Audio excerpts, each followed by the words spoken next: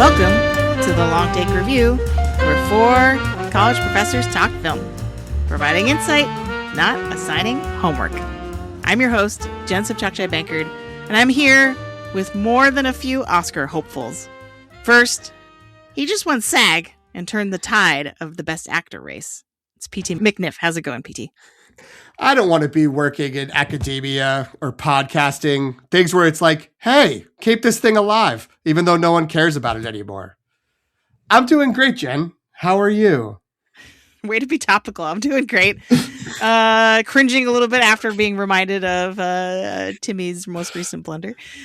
And he hasn't shown up to these except to smoke a cigarette at the Golden Globes, but we're thrilled to vote for him anyway. It's Greg Cass. How's it going, Greg? It's like when you were little, you whipped out those drawers and you said, Ken has nothing. I'm great, Jen. I am so excited to be here tonight. It is a special day for me, and we are spending it the best possible way, which is talking for who knows how long about movies. But I'm going to guess it's going to be a long time.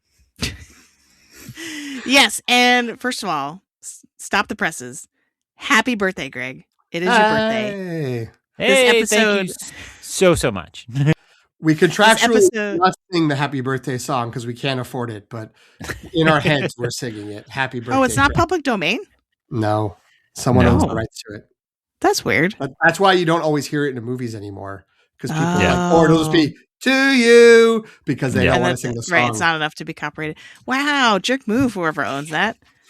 Wow. All right. Well, anyway, this episode may or may not contain birthday-related content throughout, so we wanted to make sure we said that at the top of the show. But our opening quotes and opening banter were all references to this year's Oscar race, mostly the status of certain people in the race and acceptance speeches that we've seen so far. But this is quickly coming to a close. The Oscars are going to be this Sunday on ABC and Hulu. We are recording this on Monday, March 9th. And so the next Sunday is going to be the Oscars. We've already filed all of our official predictions in the last two episodes. So if you are here to help, if you need help with your Oscar ballot, go back to those two episodes that are right before this one. But this, because we're in the home stretch, we are hosting not just a birthday party for Greg, but a hope-dicting party with a bunch of our friends that we've invited to share their personal Oscar picks. So we've asked everybody to prepare one category and choose one winner that they want to advocate for and sort of share that what they are hoping to see happen this Sunday. PT, if listeners think we're full of hope after listening to this episode, what can they do? If they think we've been hitting all our precursors, then please follow the Long Take Review wherever you get your podcasts. We host the feed on Jen's Substack at thelongtake.substack.com. You can also find us on Spotify, Apple Podcasts, Overcast, YouTube, and many more. Wherever you're listening, wherever you get podcasts, you can find us. You can also follow us on social media. We are on Instagram, Threads, and Blue Sky at The Long Take Review. We are also on Letterboxd. The account is at LTR Pod, or you can search for the hashtag LTR Pod to see what each of us individually has been watching. No shaming involved in terms of how much or how little you're logging things on Letterboxd. Jen? Thanks, PT. So, listeners, what you are about to hear is a series of shorter segments. We have guests come on one by one, and we will ask them to share their picks. And so all of those have been kind of edited together, and then we will see you on the other side when it's all done. We will also be there when we're talking to them, so we'll still be around. Yeah, I guess it's like, do we want to pretend that hasn't happened yet? Yeah. Or... Guys, stop fighting. Somebody's knocking at the studio door. Who could it be? Hello, everybody. Our first guest tonight on our Oscar Picks Mega Edition of Fans. We have a very good friend of the podcast coming on. This, of course, is Anthony King from Force Ghost Conversations. Anthony, confirm verbally that you're present.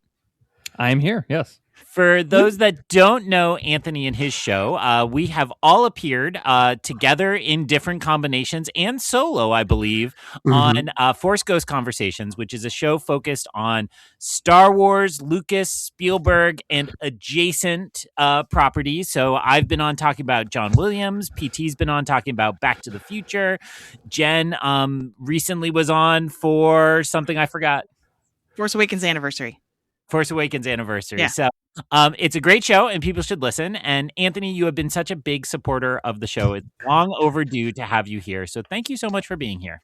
Oh, it's my pleasure. Thank you so much for having me. And I will give the plug that when I had all three of you on at the same time for our Jaws 50th discussion this past summer was truly a blast. And I think still our longest episode to date. That's our brand. Review You ask for the long take, we deliver a long take. Yes. Oh, amazing. Well, again, welcome, Anthony. I'm sorry it took us so long to get you on the show, but I'm so happy you're here.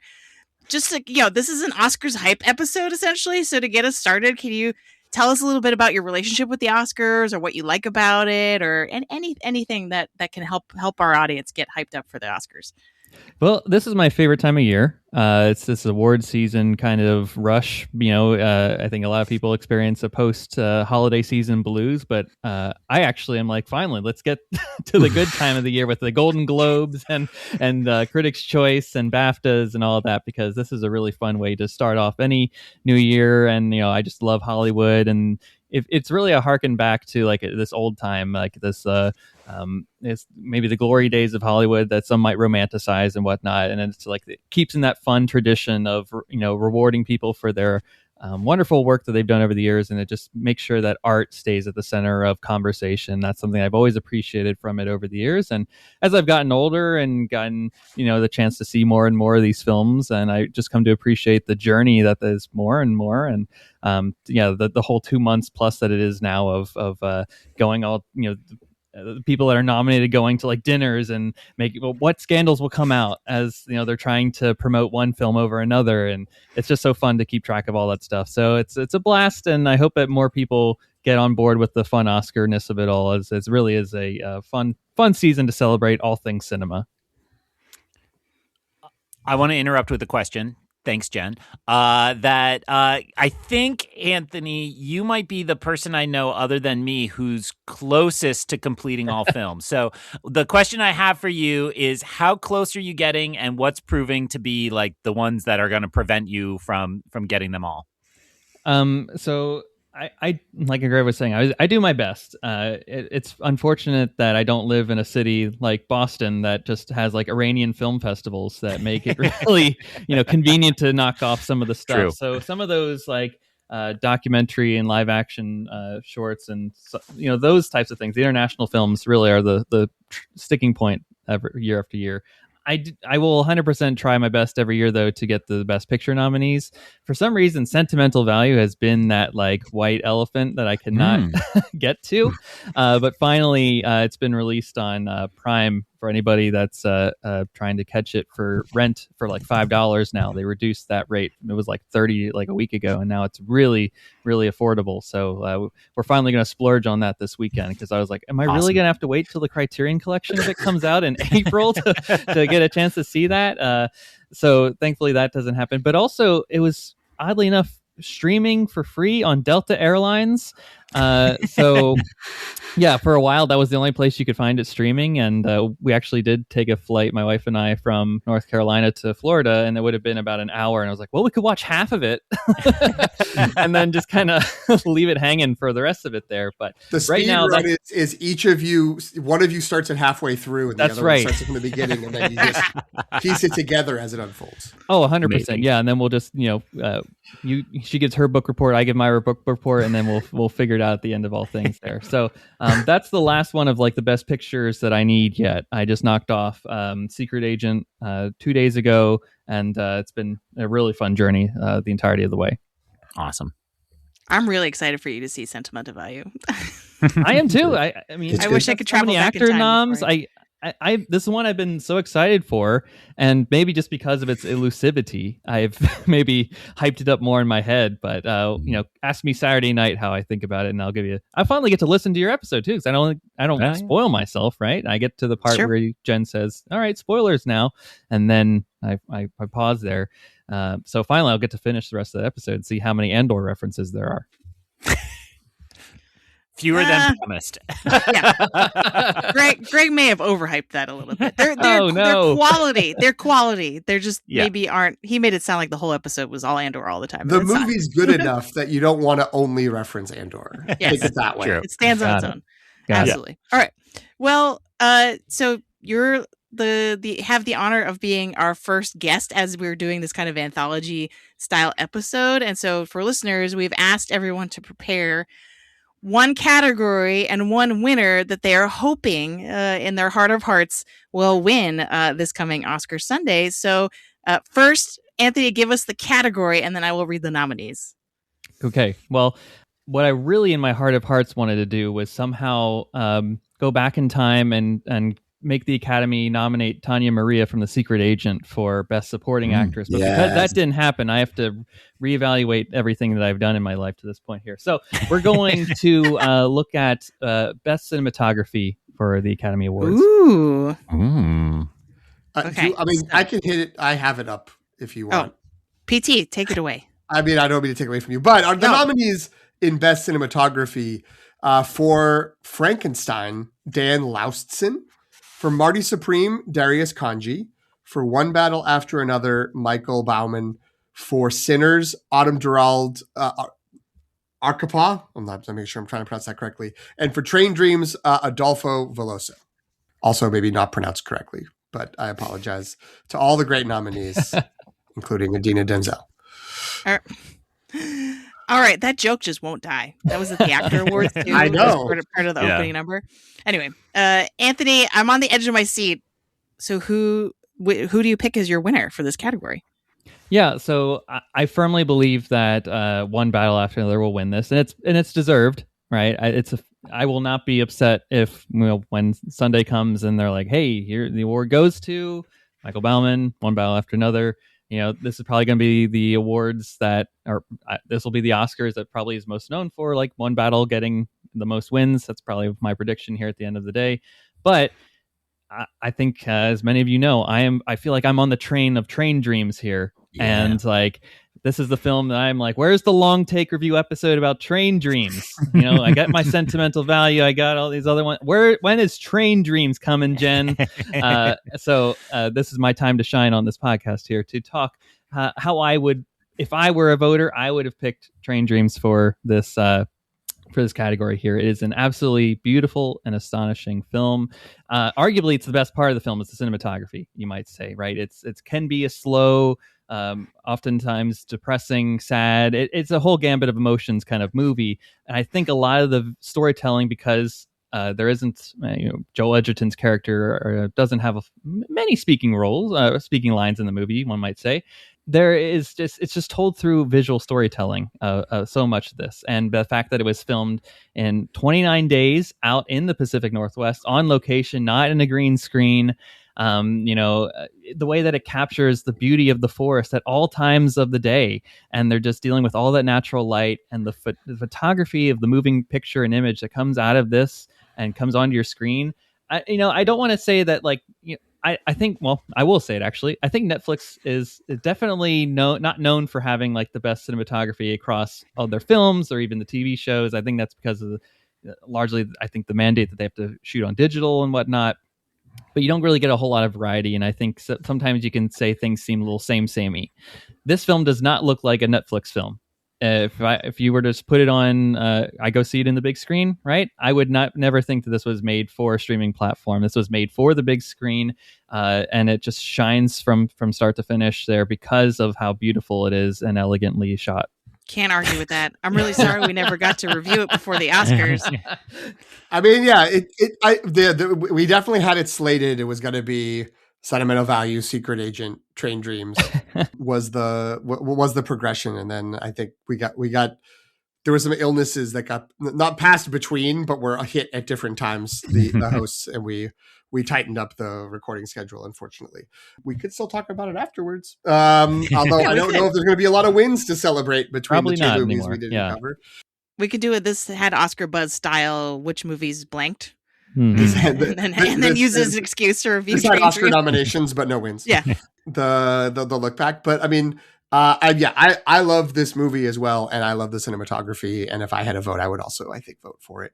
This is a good place, I guess, to mention the update that the 2025 American Society of Cinematographers did have their awards over the weekend. Mhm. One Battle did win. For those of you who are here in this episode after listening to our predictions and wish casting episode, that was sort of the one thing left hanging was like, I guess, could Sinners, blah, blah, blah. But it does look like Anthony's correct. One Battle is likely to win this, or at least very much the favorite. But what a great win this would be. And the movie is gorgeous. It does seem to matter that Train Dreams was not made by Netflix. It was purchased by Netflix. See, there you go. But, I feel like sometimes just watching something on Netflix, even an old movie, it does something about even though it has 4K, even though the streaming rate is very high, there's some sort of like sheen that is frequently passed over the movies that feels a little bit like, yeah, I'm watching this on TV. Like, this is definitely on Netflix. And this movie does find a way to escape that. I don't know if they worked on tweaking it like for being on Netflix, but it is absolutely gorgeous.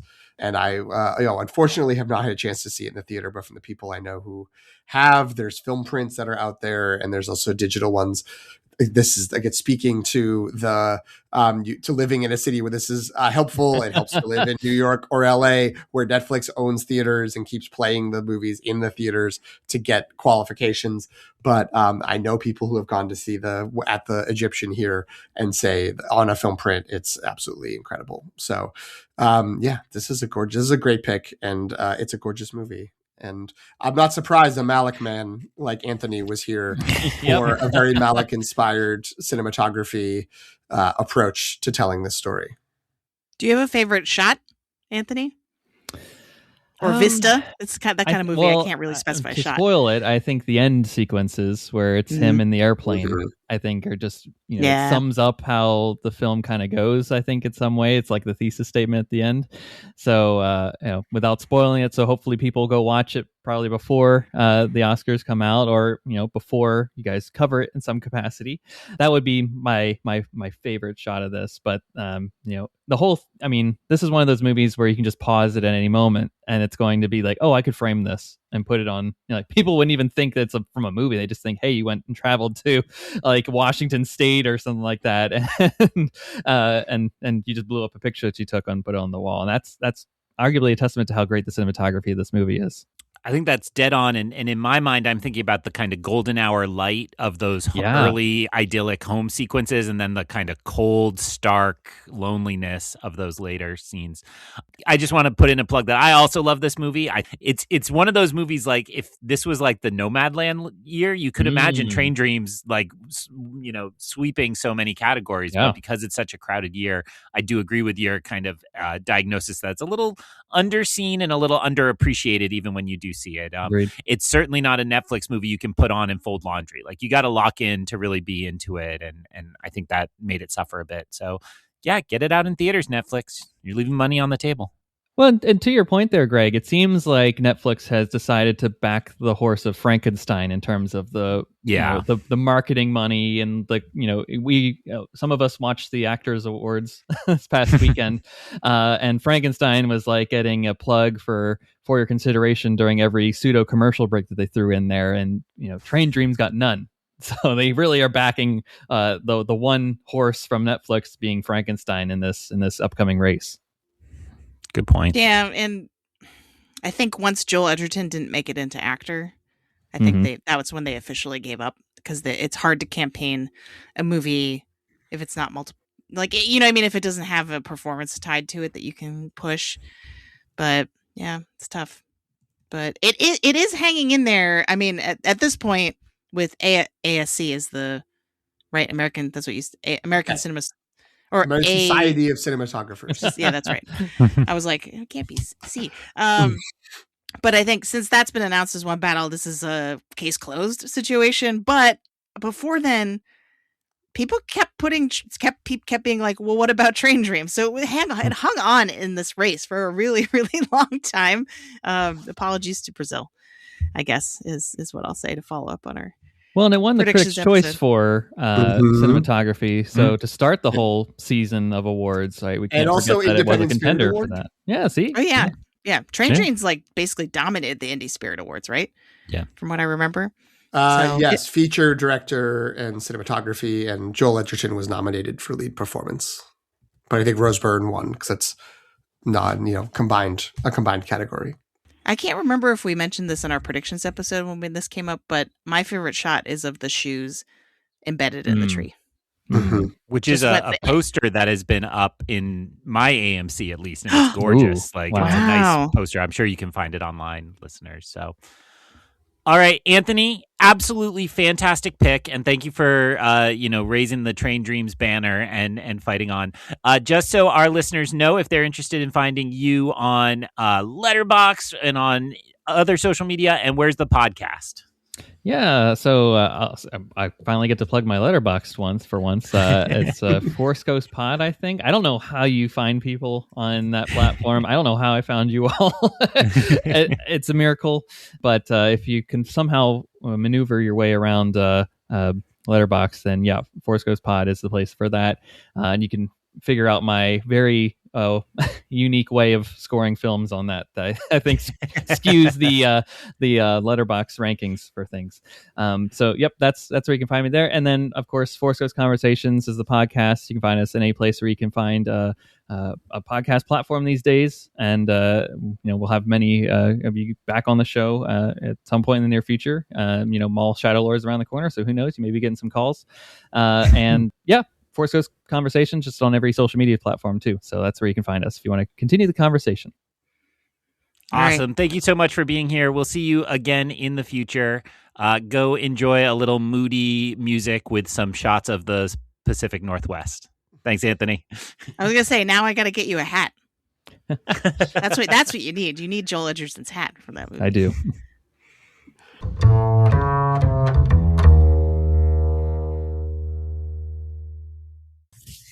All right, awesome. Thank you, Anthony. It was great to have you on. Oh, what is this? The door to the studio has opened with our second guest. Oh, my goodness. It's one of my favorite people in this world. Jen, could you introduce our second guest tonight? Maybe if I can stop laughing. That was good. I asked for that. Sorry. Apologies to everybody. That was my idea. Yes. We have the distinct pleasure of a returning guest, Sarah Hastings, longtime friend from grad school, went to the same PhD program as Greg and myself. But listeners will know her from one of our most popular episodes about Jaws. And she is our on-call horror consultant. Sarah. Oh, she's walking back with the plushie. Oh, as if we needed any more proof that you love Jaws. So yeah. If you're hearing this and you're like, Jaws, wait, you did an episode about Jaws, go back in the feed. You got to listen to the episode that we did with Sarah. It's a great one. But now she's here to talk Oscars. Sarah, how are you doing? Are you excited for the Oscars? I'm doing great. I'm very excited. I'm super excited to see all of you nice people here tonight. And I'm going to perhaps go in a slightly predictable path, but I'm very excited about it. I mean, you're the second one in line here, so the field's still pretty wide open. Excellent. in terms of categories. So, Sarah, the first question that we asked you to prepare for is, what is your relationship with the Oscars? Because, we want to get into the nitty-gritty. We're really excited to hear about your prediction, but we want to hear, are you a regular viewer? Do you throw a party? Is this something that frustrates you and you're like, it's all just a bunch of bull crap, I don't care about it? What's your relationship to the Oscars? A little bit of a couple of those columns, and thank you for that question, Greg. I like the Oscars a lot. I feel like we are all roughly in the same age group and grew up, with the kind of classic, Billy Crystal Oscars and the songs and the video packages of all the mashup movies. And it feels like such a bygone monoculture thing sometimes. Like, even today, it feels like maybe one of the last vestiges of a kind of a monoculture, especially for those of us who don't watch like a Super Bowl, let's say. So this is something that I feel like is a conversation point in, friend groups still, and people will talk about and prep for like, oh, have you seen all the Oscar movies and stuff? So I do watch the Oscars every year. I like the Oscars. I often feel quite frustrated by the nomination selections, as they often exclude some of the, genre movies that I really enjoy and think are great. But I think more often than not, it's a fun time. It's a fun evening to watch the Oscars, regardless of how it all plays out. Thank you for that. And just shout out, I actually do remember Sarah and her boyfriend at the time, but the now husband. I saw your plus one in the men's room at Conan O'Brien when he came to town after his Tonight Show had been canceled. So I know you're both big Conan fans too. Oh so. Yeah, big Conan fans. Yeah. What a curious men's room anecdote. When you opened your mouth, Greg, I couldn't have predicted where you were going, if I'm honest. Yeah, I had my cursor hovering over the stop record button. And I was like, where is this going? I don't know if we want this on record. Watch yourself, counselor. Conan would Conan. be. Yeah, I was gonna say Conan would be proud of the story you just told, Greg. 100%. He'd love that. Men's room stories with Conan. Yeah, I'm surprised that actually hasn't been like a separate podcast that he. Sarah secrets. Secret. All right, let's not keep it a secret any longer. Sarah, what category did you decide to share with us today? Okay, so this is maybe a slight curveball category, but my reasoning is going to make 100% sense when we get through it. Makeup and hairstyling.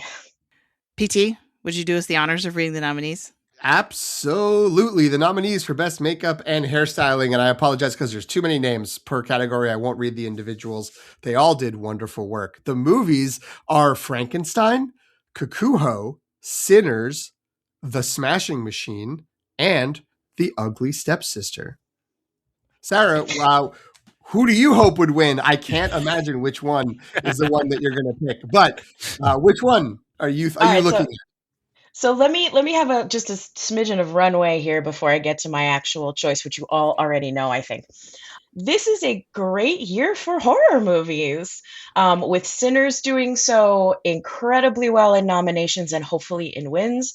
And then with Frankenstein, and arguably I would maybe categorize Begonia, but we can debate that later if you want.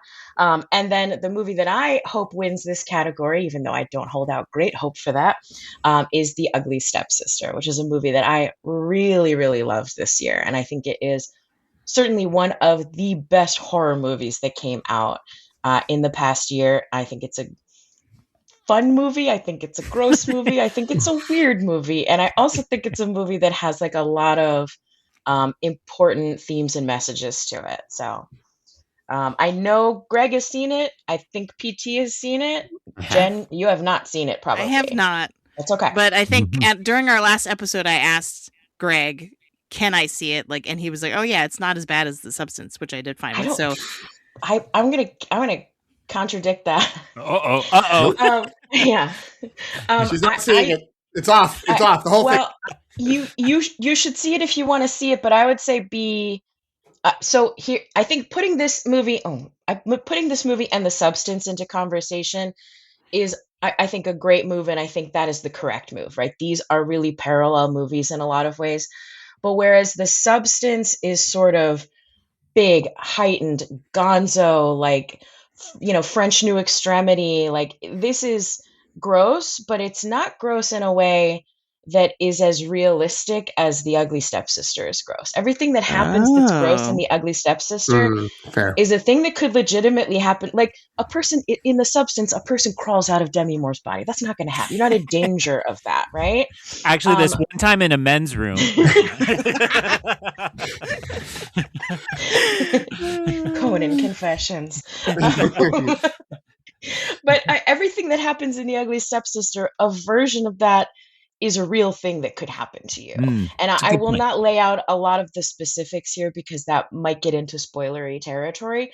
But basically, we see this. This is not a spoiler. I think watching the trailer, you could get this. But basically, throughout the film, we see a young girl go on this journey of essentially kind of body modification to become more conventionally attractive because she has to, because she, her family needs her to marry well, right?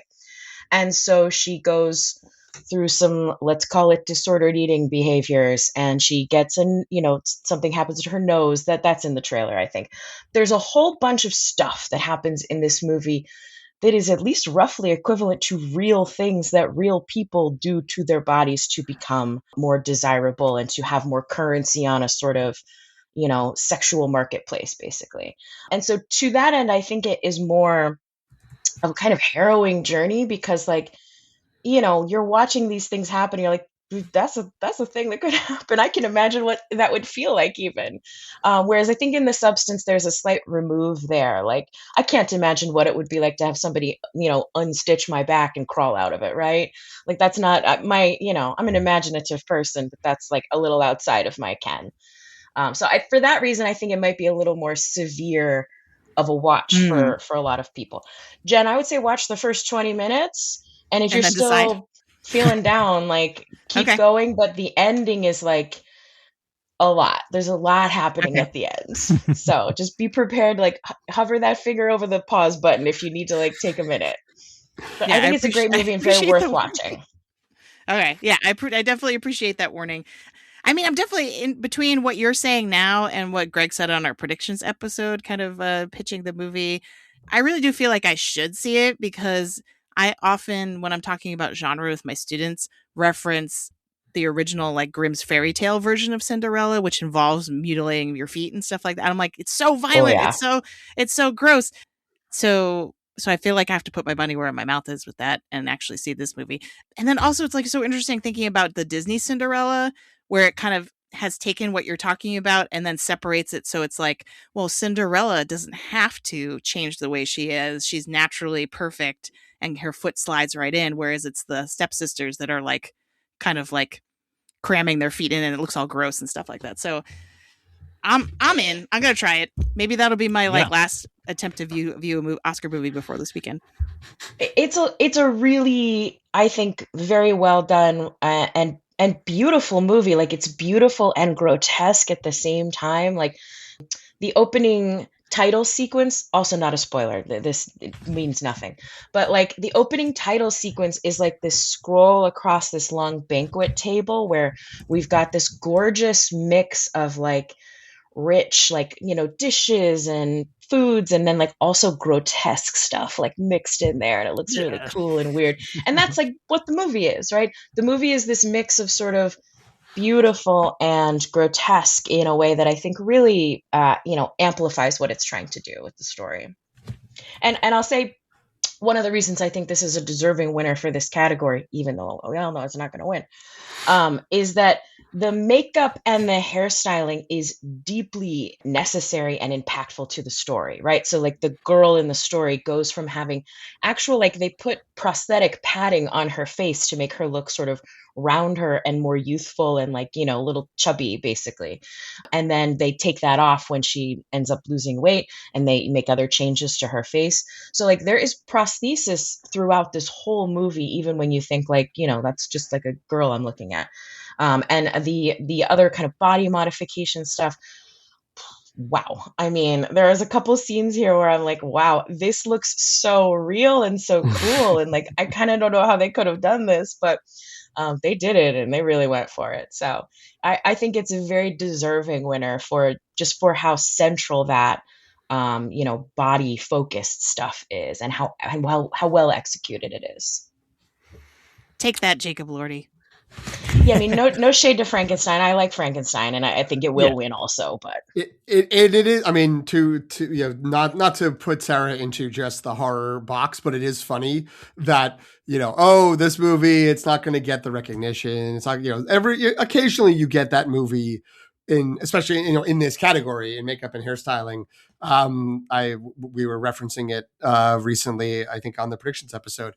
Suicide Squad in 2016, a movie that a lot of people didn't like for a lot of different reasons, but got credit and eventually got the Oscar for it. Like there's movies that get rewarded, even though they're mostly outside of the conversation for other categories. It's fun that this year, this movie that could try to do that, but it doesn't seem like it's going to be successful. Like the movie that is very much likely to win is a traditional Gothic horror story. And the like upstart possible, like it's single-digit % chance, but like it could happen is a vampire movie that's likely to win multiple other Oscars, and has a shout at like being the underdog that takes over like the top line races as well. So yeah, what a fun little collection up there. Yeah. So Sarah, real briefly, since you were here and since we were talking about this, and maybe Ugly Stepsister is one of the answers, do you have a like 3 or so favorite horror movies of 2025 that you most would recommend to our listeners? I made a list on Letterboxd. I wonder if I can find it really quick. Ugly Stepsister, I think first and foremost would be my recommendation. Again, this is the director's name is Amelia Blichfeld. I think this is her debut feature. It's an incredible accomplishment. Where is my list? While Sarah looks, I will tell listeners that if you're interested in seeing Ugly Stepsister, I think it's been available on Shudder for a long time, but it did pop over to Hulu, which that's not usually the pathway of Shudder releases always. So it was really exciting that they did. I just want to warn listeners, be real ones, watching the subtitles. Yes. Don't do the don't go there. It's worth it to get the real actress's performance and so on. Yeah, the dub I started with the dub and it's okay, but like you can feel it's detached. You want the real deal. Yeah, definitely watch it in the original. I believe Norwegian, but double feature of this and Sentimental Value. That's what I'm hearing. Happy Families, feature, the Norwegian version. Oh my god! A double feature of this and Sentimental Value would be something, or double feature of this and The Substance would be fun too. So yeah, true. The other two will be quite obvious that I'll suggest. Sinners, obviously everybody's on board with that already, and Weapons, same thing. Outside of those kind of main choices, Bring Her Back was so good. You guys didn't do an episode on Bring Her Back, right? I didn't. No. But Jen, maybe don't watch that one either. Yeah. I don't think. I think maybe that's a Jen don't watch. Yep. Even though it's incredible. I do think this got mentioned on the podcast because I went to a screening of that and then got a message that my son had forgotten something at school and I had to leave. And I think the entire theater thought I was leaving because there was a penis visible. That I was like, no penises for me, thank you, and stormed out. But it was because I got called to the school. But you used the word harrowing before. There is a moment in Bring Her Back that I will never forget seeing. It's up there for me with the jumpers in Midsommar, I would say. Those are like two things I'm like, ooh, I will never unsee these things in my life. And sometimes I close my eyes and there they are. But it is a really well done movie. Their original one was the one with the hand. Yes, Talk to Me, I think. Talk to Me, which was also excellent. Yeah, great. But yeah, I imagine if as a child-free person, I don't love child violence in movies, obviously, but like I imagine as people with, a couple of you have children, that might make it hit even a little bit harder. So yeah, but yeah, I think those are great movies, and I obviously loved 28 Years Later, and 28 Years Later, Bone Temple is the best movie I've seen in a long time, but that's not in contention for this past year's consideration. We'll see you next year, Sarah. Yeah. Yep. I could talk for an hour about Bone Temple Production now. design of the Bone Temple. Oh, mental note made. Iron Maiden coordinator. Yeah. One other shout out I want to give. I made a joke in the LTR episode about best pet performance, and I received a kind but stern DM from Sarah that pointed out the real pick for best pet performance is Good Boy, right? Good Boy. Yeah, Good Boy, which is the horror movie that comes essentially from the point of view of the dog. And it is probably the best dog acting I've ever seen in my life. I don't know how they did that with that. The owners made the movie, so it's their dog. I guess that's why they were able to kind of, work with him and get that performance. And the dog's name is Indy. Yay. Which, I felt that was an omission. But I think the movie's good, but his performance was everything. Yep. I love it. My last question for you is, do you feel like the substance walked so that all of the horror movies we just mentioned, can run in terms of being recognized during award season? I mean, you're asking a great question because, I mean, the recognition of horror movies across the life cycle of the Oscars has been like nothing. I think like 5 or 6 have been awarded total, like, before last year. So yeah, I think like the substance probably opened some doors, but I do honestly think just like the blockbuster status of Sinners this year has probably worked even harder to open some doors for other movies to kind of sneak in and wriggle around. I don't know if it'll continue, but it's kind of fun right now. I mean, when I saw that The Ugly Stepsister had gotten a nomination, right? Just one Oscar nomination, I nearly flipped a table over and ran around. I mean, I was excited. I ran upstairs. I told Carlton, it got a nomination. He was like, what are you talking about? So, I was excited about it. It's a great sign, for me. Yeah, where does horror go from here at the Oscars? You know what I mean? Like, what's the next step? What can we keep pushing for? I mean, I guess it depends on how well Sinners does in terms of wins this weekend, but I'm trying to think, like what's going to be the next thing where I'm going to be like, the Oscars is never going to do that, and then they do it. Yeah, I mean, I think we have such a kind of little stable of prestige horror directors at this point that as they keep doing stuff, I think maybe just hopefully, knock wood, the Academy will just be more open to viewing that as a potential, nominatable film. Because I mean, Eggers and Zach Kreger and what's his name? Ari Aster. Ari Aster. Thank you. That's exactly the name I was going for, and I couldn't find it. So I mean, we've got this like cohort of incredible, like, relatively young, fresh horror directors.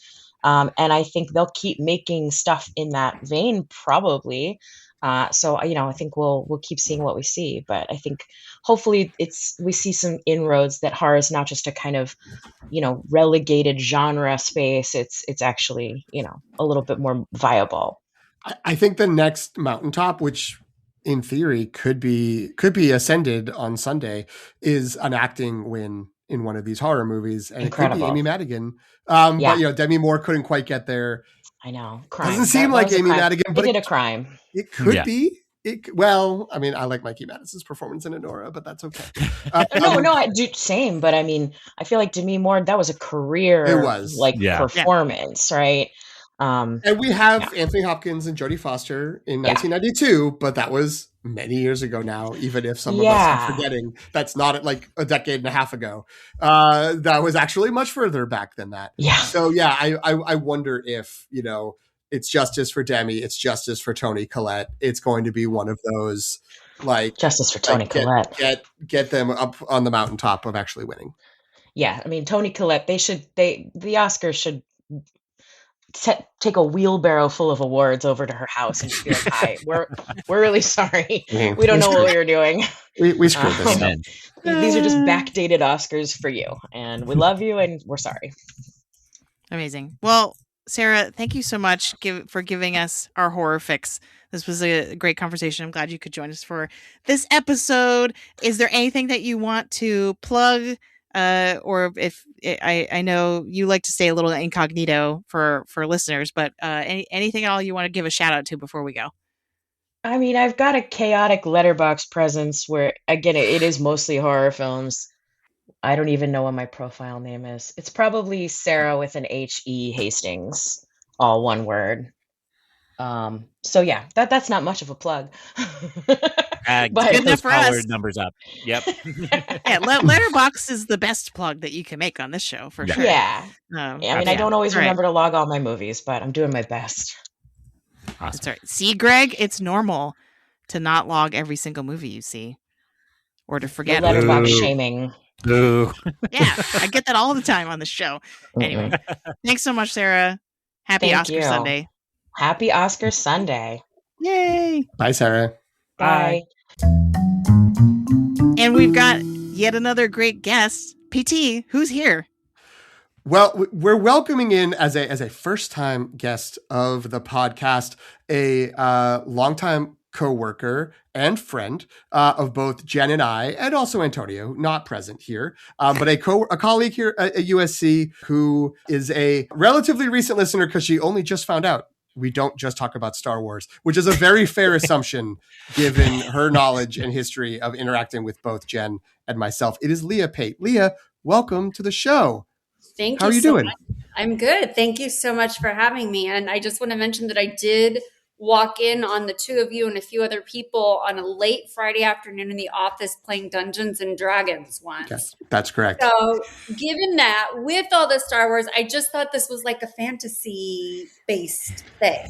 I mean, in many ways, we are frequently playing with the fantasy of what should happen at the Oscars instead of what actually happens. So, Yeah. in that sense, it isn't that far removed from that D&D table that you saw us playing with.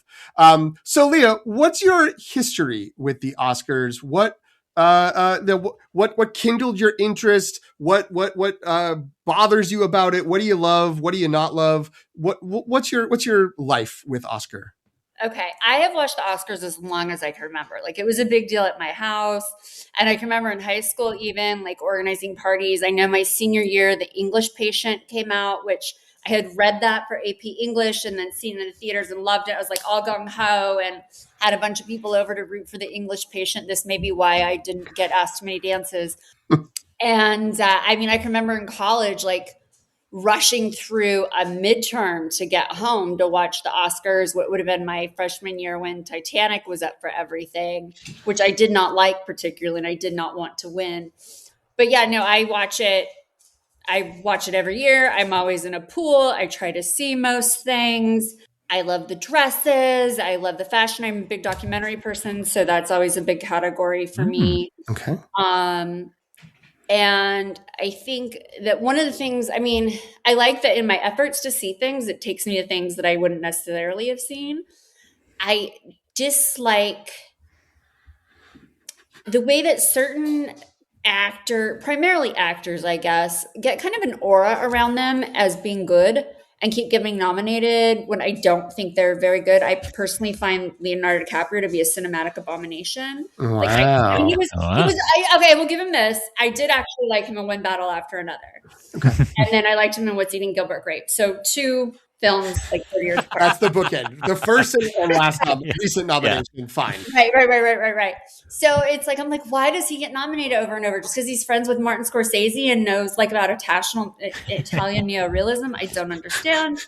And there's a lot of people that, you know, there are things that I think get overlooked, you know, in the kind of popularity contest. Like, I am very upset that Jesse Plemons didn't get a Best Actor nomination. Mm-hmm. It was close.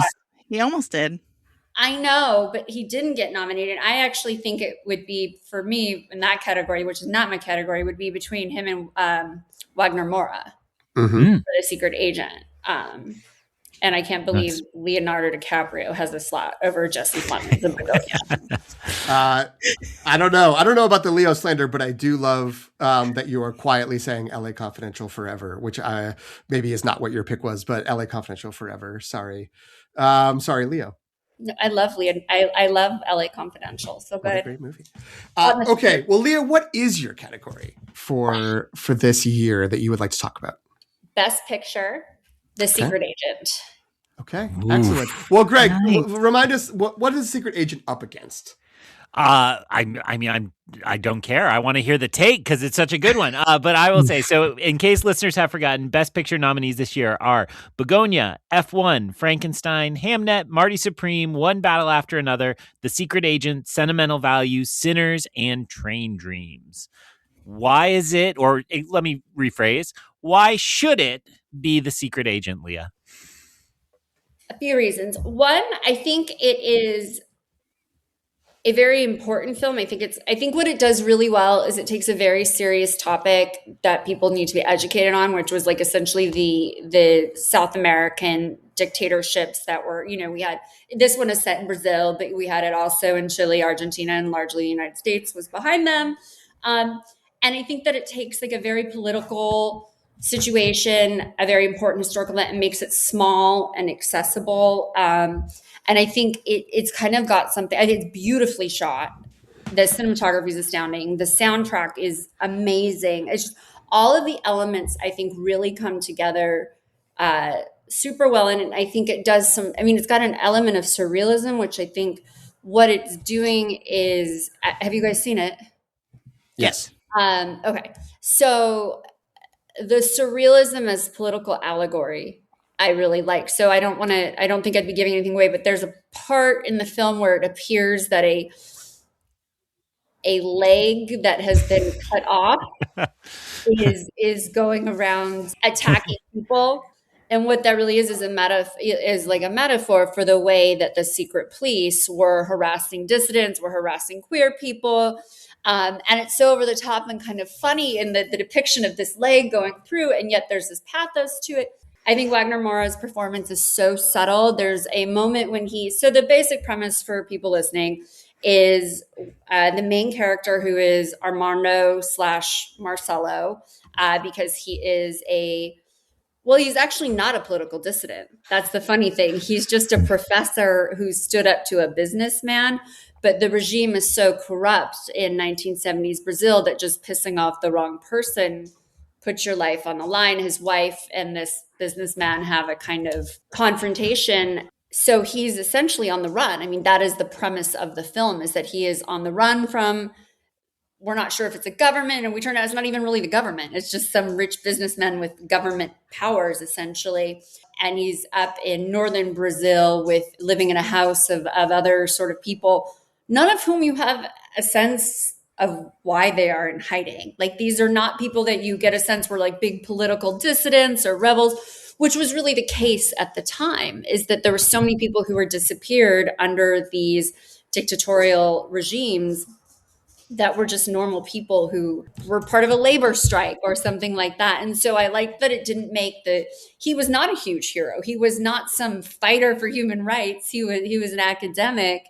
And I thought that it really got at the kind of the smallness of how low not the stakes, the threshold. The threshold. Thank you, sir. This is why you're a professor. How low the threshold was for getting in trouble. And then I don't know. Can I give away something at the ending, or should I not? I would say no, because we want people to be able to listen who without worrying about spoilers, haven't seen it yet. But okay, I don't know, try to say it vaguely if possible. So the real ones will know. The ending is so. This sort of big event in the ending, let's say, is so anticlimactic. And so you don't actually see it, right? You only know that this thing has happened. You do not see it happen after being very invested in these particular set of circumstances. And I think that is kind of a really apt strategy for getting at the way that these regimes didn't just murder people, they disappeared them. They meant that their existence was wiped out. No, they became invisible. And I think in the way that the film wraps up the story in the last 15 minutes, both in terms of this big conflict and then a later conversation between two characters, the lack of visibility and the lack of significance attributed to things that were very important throughout the story works to really show just how these regimes wiped people away. It wasn't a murder. They just ceased to be. And I think that the way this film is put together, it really underscores that in a very powerful way. Well, also, as I said, having like a banging soundtrack, beautifully shot, awesome performances, and the very handsome Wagner Moura.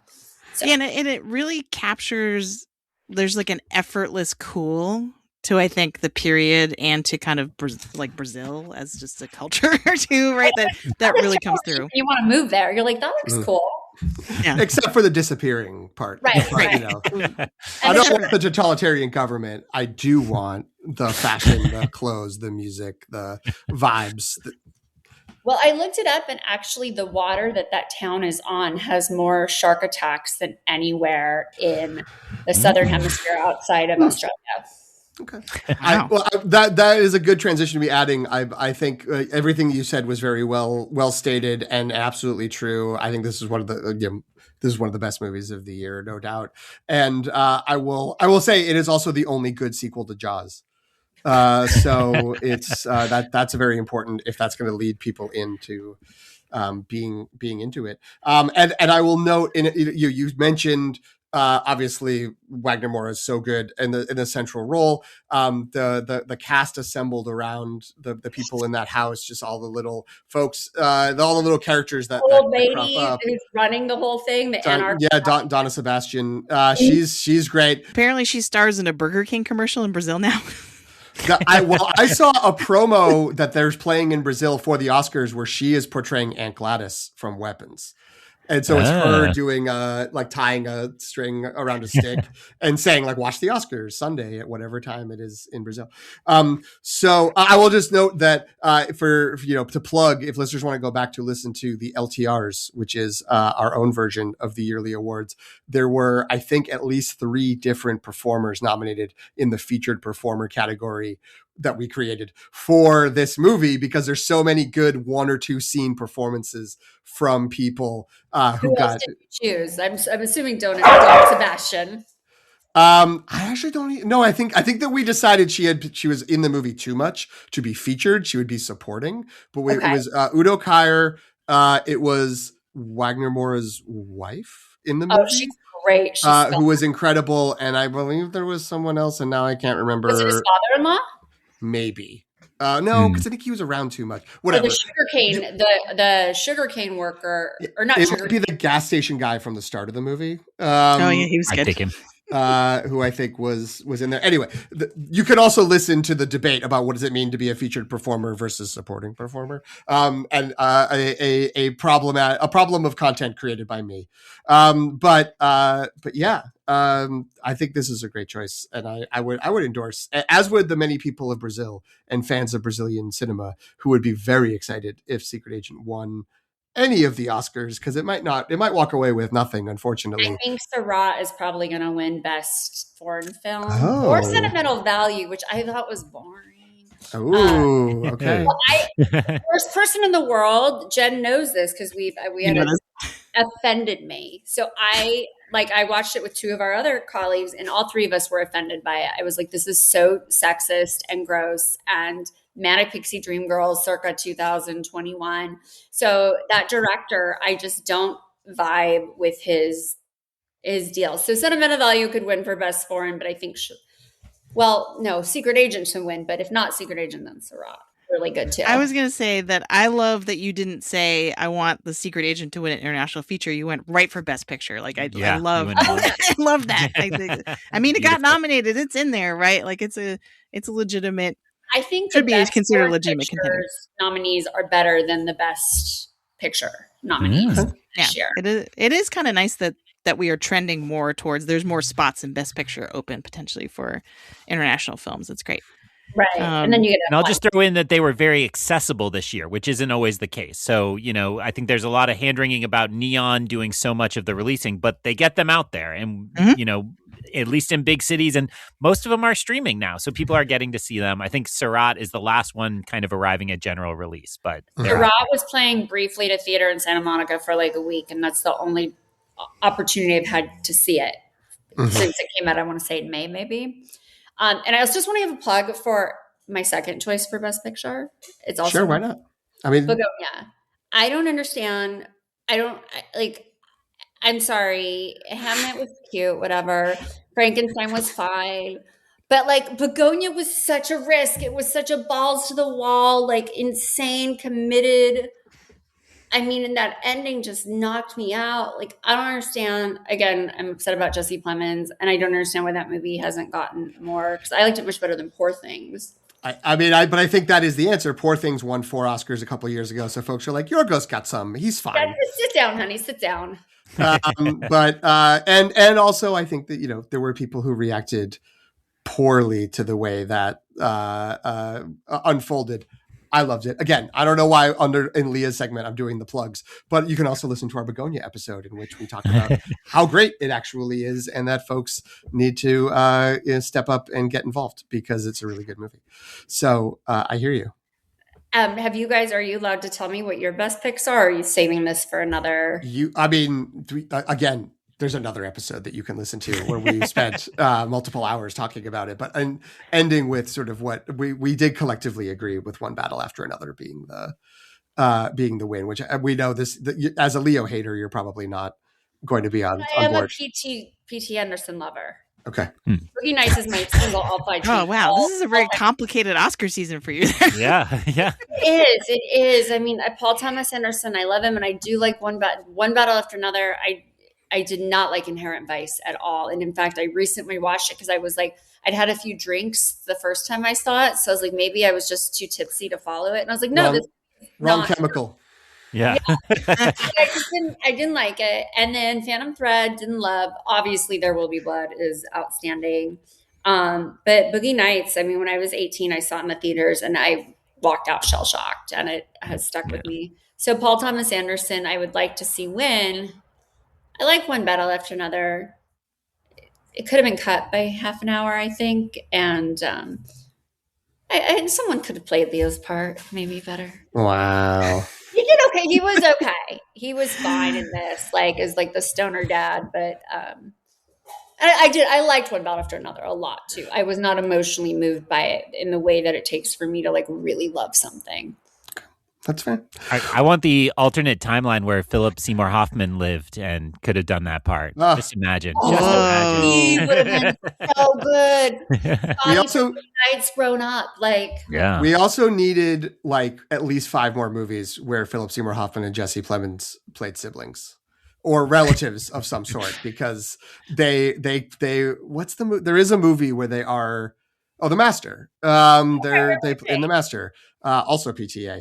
And it's just oh my God, what if Jesse Plemons at the height of his powers could have gone either father, son, or uncle, nephew, or even brothers of separate ages? God, that'd be so good. Have you ever seen Before the Devil Knows You're Dead?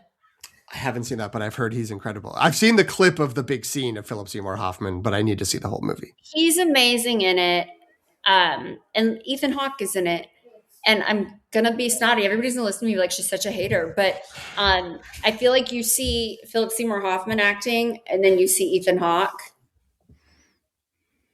And you just see the difference between adequate and great. And that's the same thing with Leonardo DiCaprio and Kate Winslet in Revolutionary Road. They play a couple and Kate Winslet is just so extraordinary. And Leonardo DiCaprio's I'm going to furrow my brow so I look mad now. Oh, I'm sad. My wife killed herself. Ooh, that was sad. Oh, but Philip Seymour Hoffman was extraordinary. I think a lot of people think of Jesse Plemons. I read the other days, they're oh, he's such a great villain. And I was actually, but he was Landry on Friday Night Lights. He started as the original sweetheart. He actually can do nice guy well, too. I have really enjoyed seeing the old photos of Jesse Plemons and Michael B. Jordan from Friday Night Lights. And there's some meme thing going around where it's them in from that it's a then and now because they did an interview together. I can't remember for which outlet, but that's been aw. And they have some special handshake apparently. I saw a video and people were the handshake says it all. So apparently they actually are. They seem like actual friends and that are very supportive of each other, which is great. The East Villain days.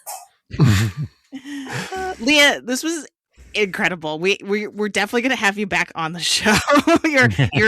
I'm not opinionated really, so I worry I don't offer a point of view. Yeah. If only you had takes. Your Oscar takes are breathing life into the show. It's amazing. Yeah. Thank you so much. Is there anything that you want to give a shout out to if you'd like listeners to be able to find you and follow up on your takes? You can share that as well. That is totally social up to media you. presence kind of thing. You can find me the easiest probably be thepatepups on Instagram. Sorry, my husband. Right on cue. Perfect. But yeah, and I hope to be on again, breathing life. Yes. Thank you so much for having me, you guys. Of course. Good to see you, Leah. Bye.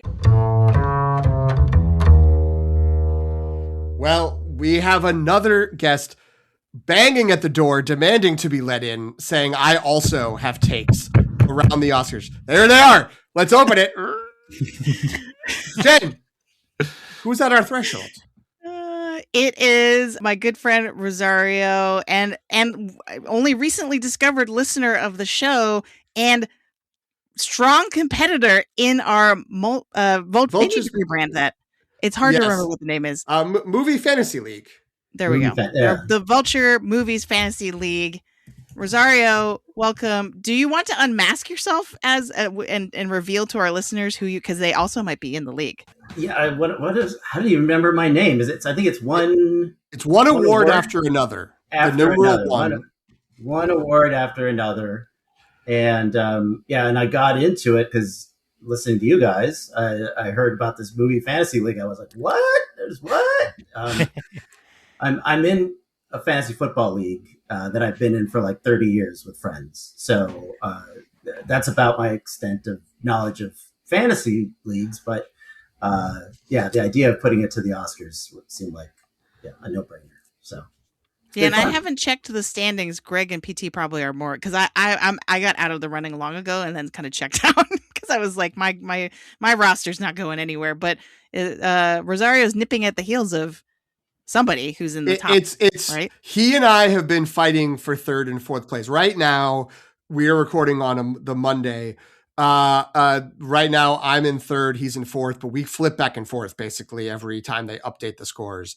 And we're looking up a few hundred points behind Greg and the past and future guest Hasib, who are jockeying for first place. It's going to be a Voice of Hein Rajab versus Sentimental Value battle up at the top. Just two movies you shouldn't make fight, but that's okay. Just two fun popcorn flicks that we all love to put in competition with each other. Hasib has K-pop, which is 2 guaranteed wins, so and Avatar, I'm a little which is nervous. a third, so that's tough. Yeah, it's an uphill battle for me. Yeah.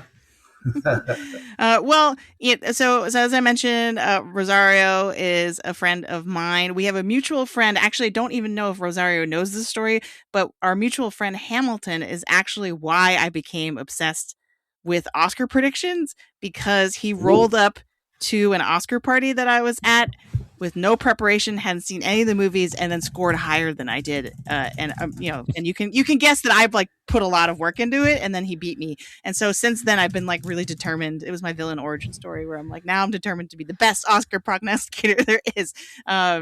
So I think that's our connection both to each other and to the show. I did not know that, and he is the best fantasy football player I've ever played against. So I can tell you that it does not surprise me that he was able to game something he knew nothing about. Yeah, he just waltzed right in and was like, okay, like, what are we doing? We're filling out ballots? Great. And I was like, Yep.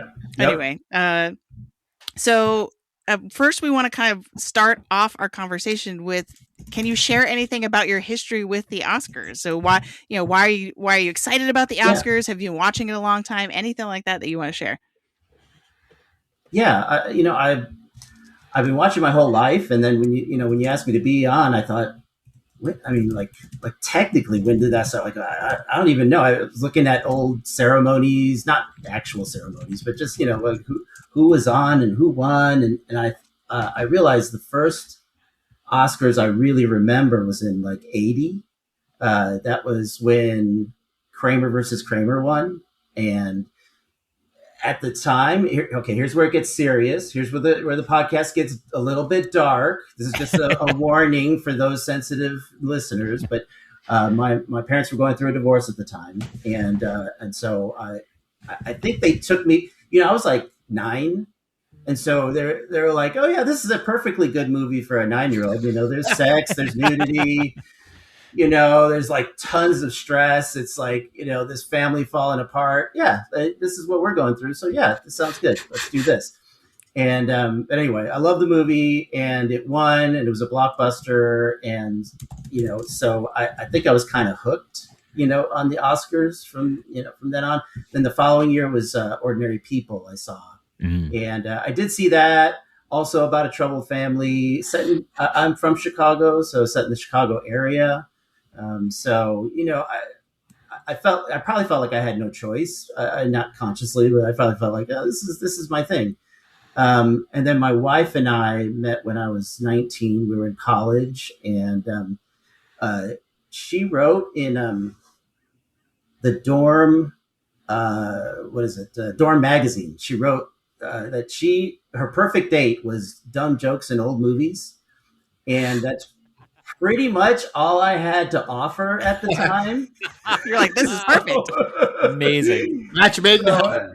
It was a match made in heaven. And we literally, I think, have watched every ceremony since, and have we try to watch all of the Oscar nominated Best Pictures at least.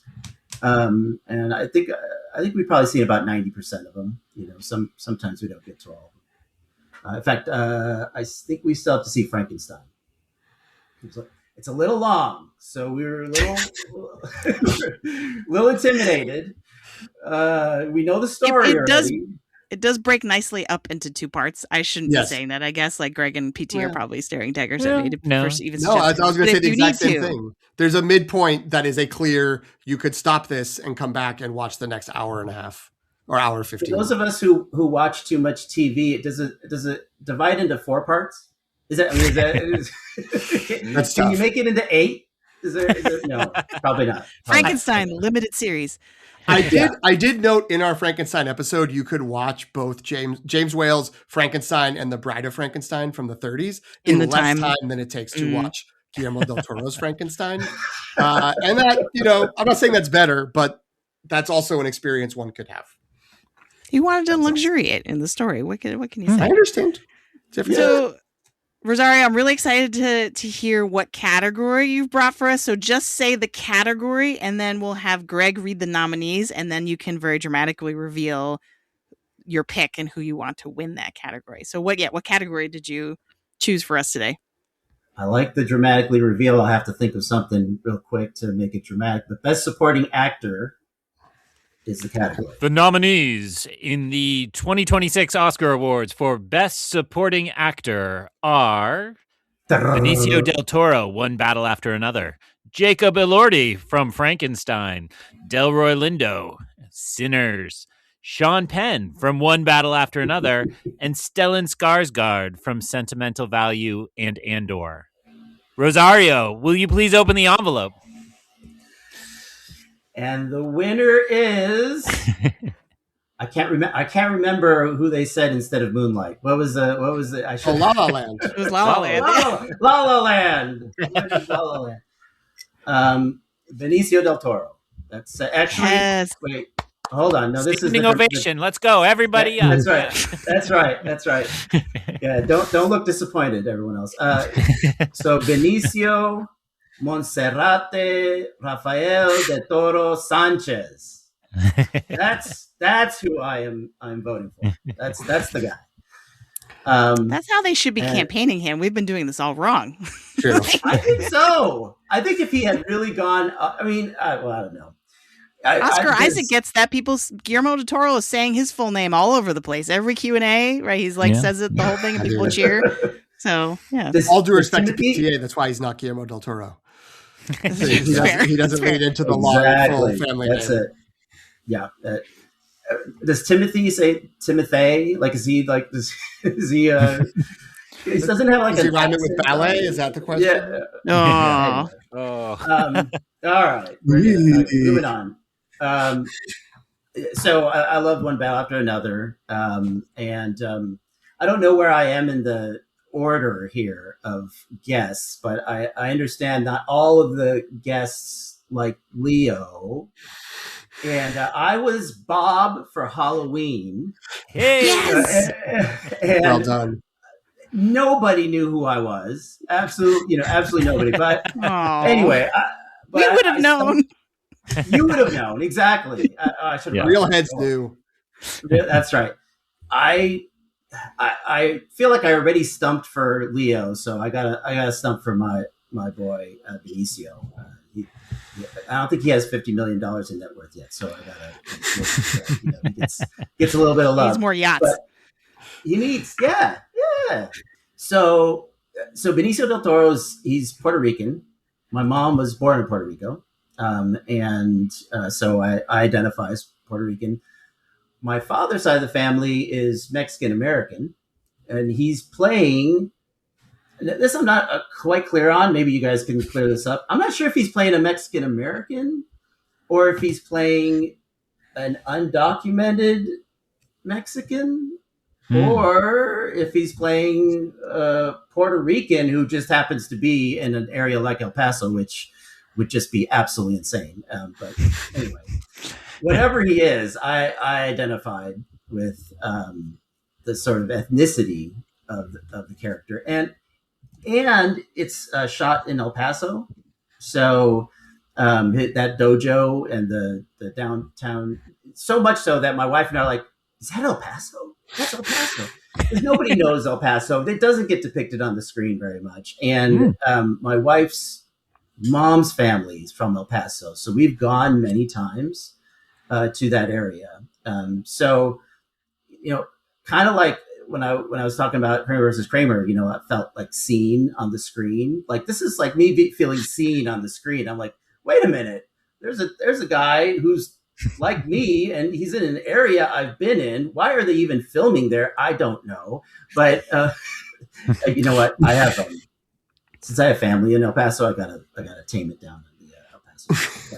But anyway, let's just suffice it to say that his heavy lift in the movie is convincing us that he's a hero running a dojo in El Paso, Texas. And I can guarantee you there aren't many blockbusters where the hero is running a dojo in El Paso, Texas. There probably won't be another one ever again. And I think he does it in he's the hero to me. Well, okay, let me I was Bob for Halloween because I identify as a middle-aged man. I don't have the robe on today. Actually, you know what I have? I have the tracksuit in honor. Mm-hmm. I don't know if you can see this, but I've got the slides with the socks. Yes. Okay. This is actually my look. This is actually the way I dress. So anyway, but I was Bob for Halloween because I relate to the idea of like this middle-aged guy who's trying to figure out, I have 2 daughters. I'm trying to figure out how to raise daughters. Like, what the heck do you do with them? Jen, maybe you and I can talk offline. But the feelings that Bob had in the movie, I totally related to. And Bobs, like us, need senseis like Benicio. And Benicio gives you that feeling like it's all going to be okay. That's his message to everybody in the movie, and he delivers it in lines, and he delivers it, in his position. He's the head of a dojo, and he's running the shop, and he's running the Latino Harriet Tubman situation, and he's got all these things that he runs, and so like his position, but he also you can see it in his face and in his eyes, and how that okay, I'm not going to get ahead of myself. He's talking Leo down off the wall, at first. Well, actually, Ocean waves, Bob. Ocean waves. Ocean waves. That's right. Yeah. So he's got to talk Bob down off the wall. He's talking to someone on the phone when he's got Bob in his dojo at first, and he's like trying to talk them off the wall too, all while like closing his dojo down. Does the bow and pray. I don't know. He's like got crosses and he's got Buddhas, and so I don't know what he's doing exactly, but he's doing some sort of bow thing, and then he goes out and he gets in his car. He gets in the car, takes Bob to the store, and like my understanding is that those were not actors in that store. That and also that like basically much of all of that whole scene at the store and with the people in the apartment was improvised, because that was an idea that Benicio kind of brought to the table. Like, we should do it like this, and they threw it together and then just filmed what they rehearsed. And he said, like, we walked it through. I think they said that we walked it through once, and then he had to be like he had to actually be that leader so that the actors would like fall in line. And so anyway, I thought he did an amazing job. I had no idea about any of that ahead of time. So when, it just looked like, oh yeah, I mean, he's the leader of the store. At one point, someone, all the undocumented folks sitting on the floor, there's someone yells at them. And then he comes and he speaks in Spanish, no subtitles. I had to look up the big words. Don't tell my mom. But, but you can tell, you don't even have to know the words. Like you can just tell he is the calming voice. The first person just riled him up, and he just said, "Hey, it's gonna be all right. We're in this together, and God's with us." And which is like, for me, I was trying to think of like what character he's like, and I heard that Leo said this was like Star Wars, like one battle after another is kind of like Star Wars or whatever. Yeah. And so I maybe he's like Yoda. Is that what he's supposed to be? I think so. And so he's telling them, hey, we got the Force with us. It's all going to be cool. Don't worry about a thing. I'm going to give my lightsaber to this guy. I'm sure he's not going to drop it or fall off a building or anything. So, but anyway, I believed him in all of those scenes. And then when he, now I'll skip to the end. At the end, when he gets to the, he gets pulled over by the cops. He's thrown Bob out of the car, and he's just some trash himself. Yeah, just some trash. That's right. And he does those two things that have become memes, like he says a few small beers, which has become a meme, and he does the dance, which has become a meme too. And just because I have the tracksuit, I'm not going to do the dance. I'm just going to, in case you were waiting for that. Yeah, the listeners are really disappointed. But I think he is able, the way he tells us that he is still a leader in that moment is he is the dance that I think he also improvised is a way to tell the cops, go ahead and do your job. Do what you need to do. Arrest me. I'm okay. Like if I were in that position, I'm a Bob, right? So I'm like, don't shoot. You're freaking out. Yeah. Don't shoot. Whatever you do, unfund this country. Anyway, he's like, no, I'm just gonna do this little dance. I'm gonna put my hand on my head, and then he's gonna just tell the truth. I wouldn't tell the truth. I haven't had a beer in like 16 years. I don't know what you're talking about. This is the flavor of gum I've got going on. I don't know, but for him, he tells the truth. And he just says, yeah, a few small beers. And, he's got that little smile. Everything's gonna be fine. We need more senseis in the world. And I think Benicio embodied that person for that movie. And, in a way that he doesn't in, a lot of his movies, let's face it, he's not the sensei. He's not, you don't necessarily want to follow him in some of the places he's going. I don't know. I could be wrong. I'm sure you have maybe a deeper catalog in your head of all the movies. Well, it is interesting to think like that. I haven't really thought of it that way. That like he usually shows up as a wild card of like, he's this guy. Like, what's he gonna do? What's he up to?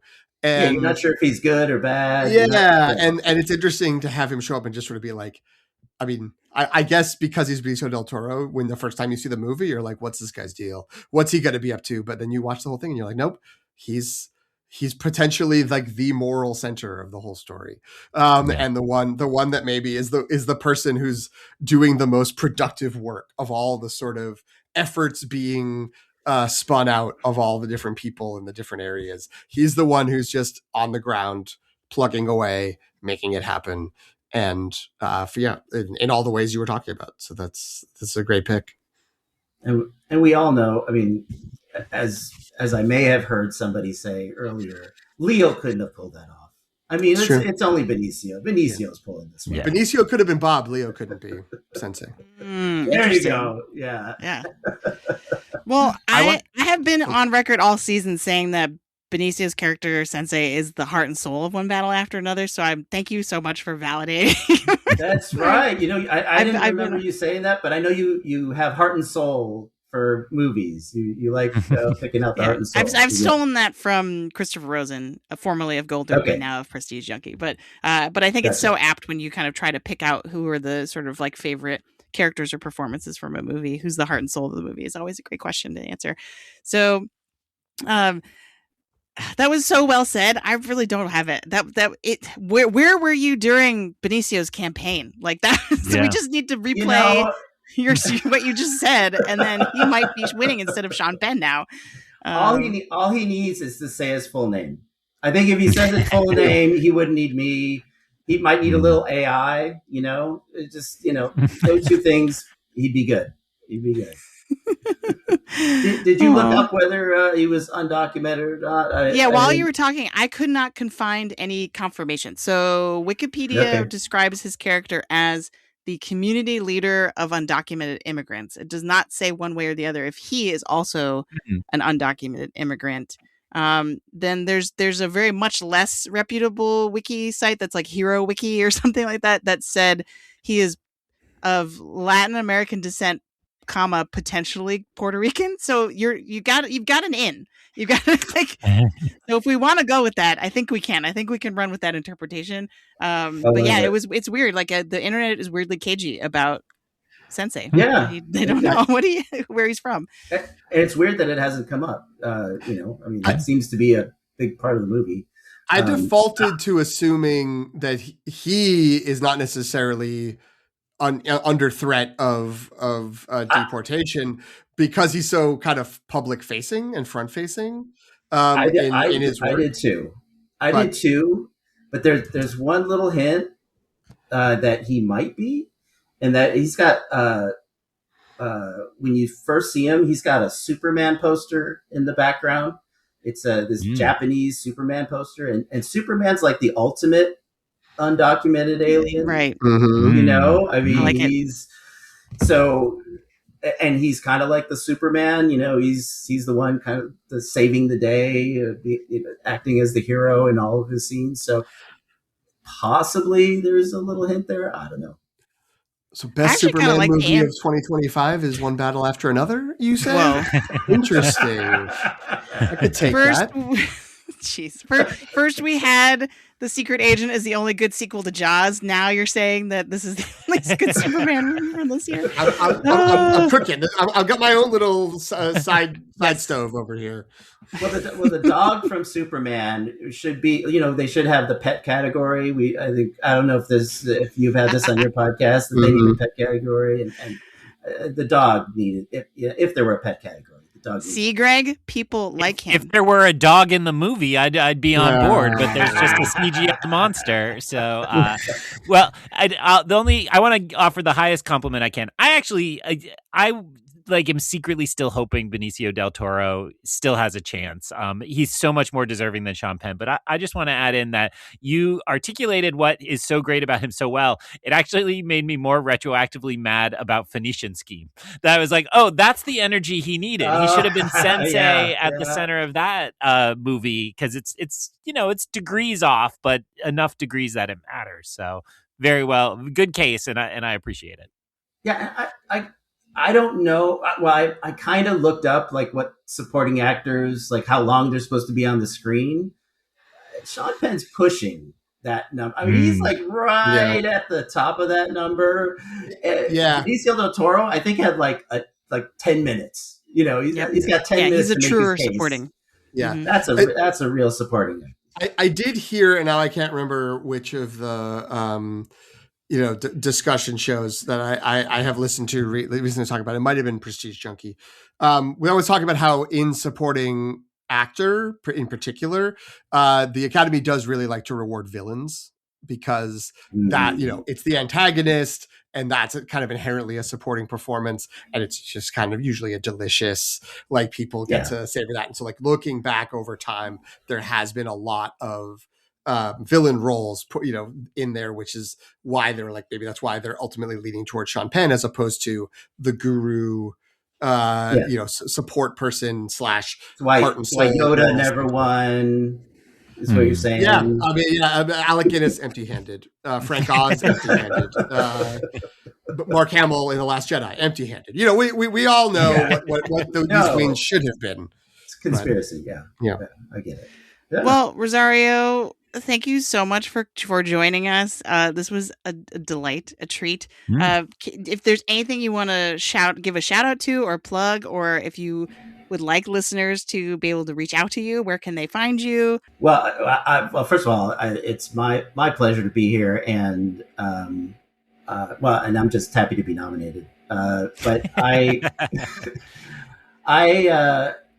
the funny thing is, like, a lot of our real estate stuff. So I'm a realtor in Orange County, and a lot of our real estate stuff's under my wife's name, Veronica Encinas team in Orange County. So that's probably the easiest way to get a hold of me. If you try to get a hold of me personally, I'd be like, "Hey, honey, can you take a message? Someone's trying to contact me."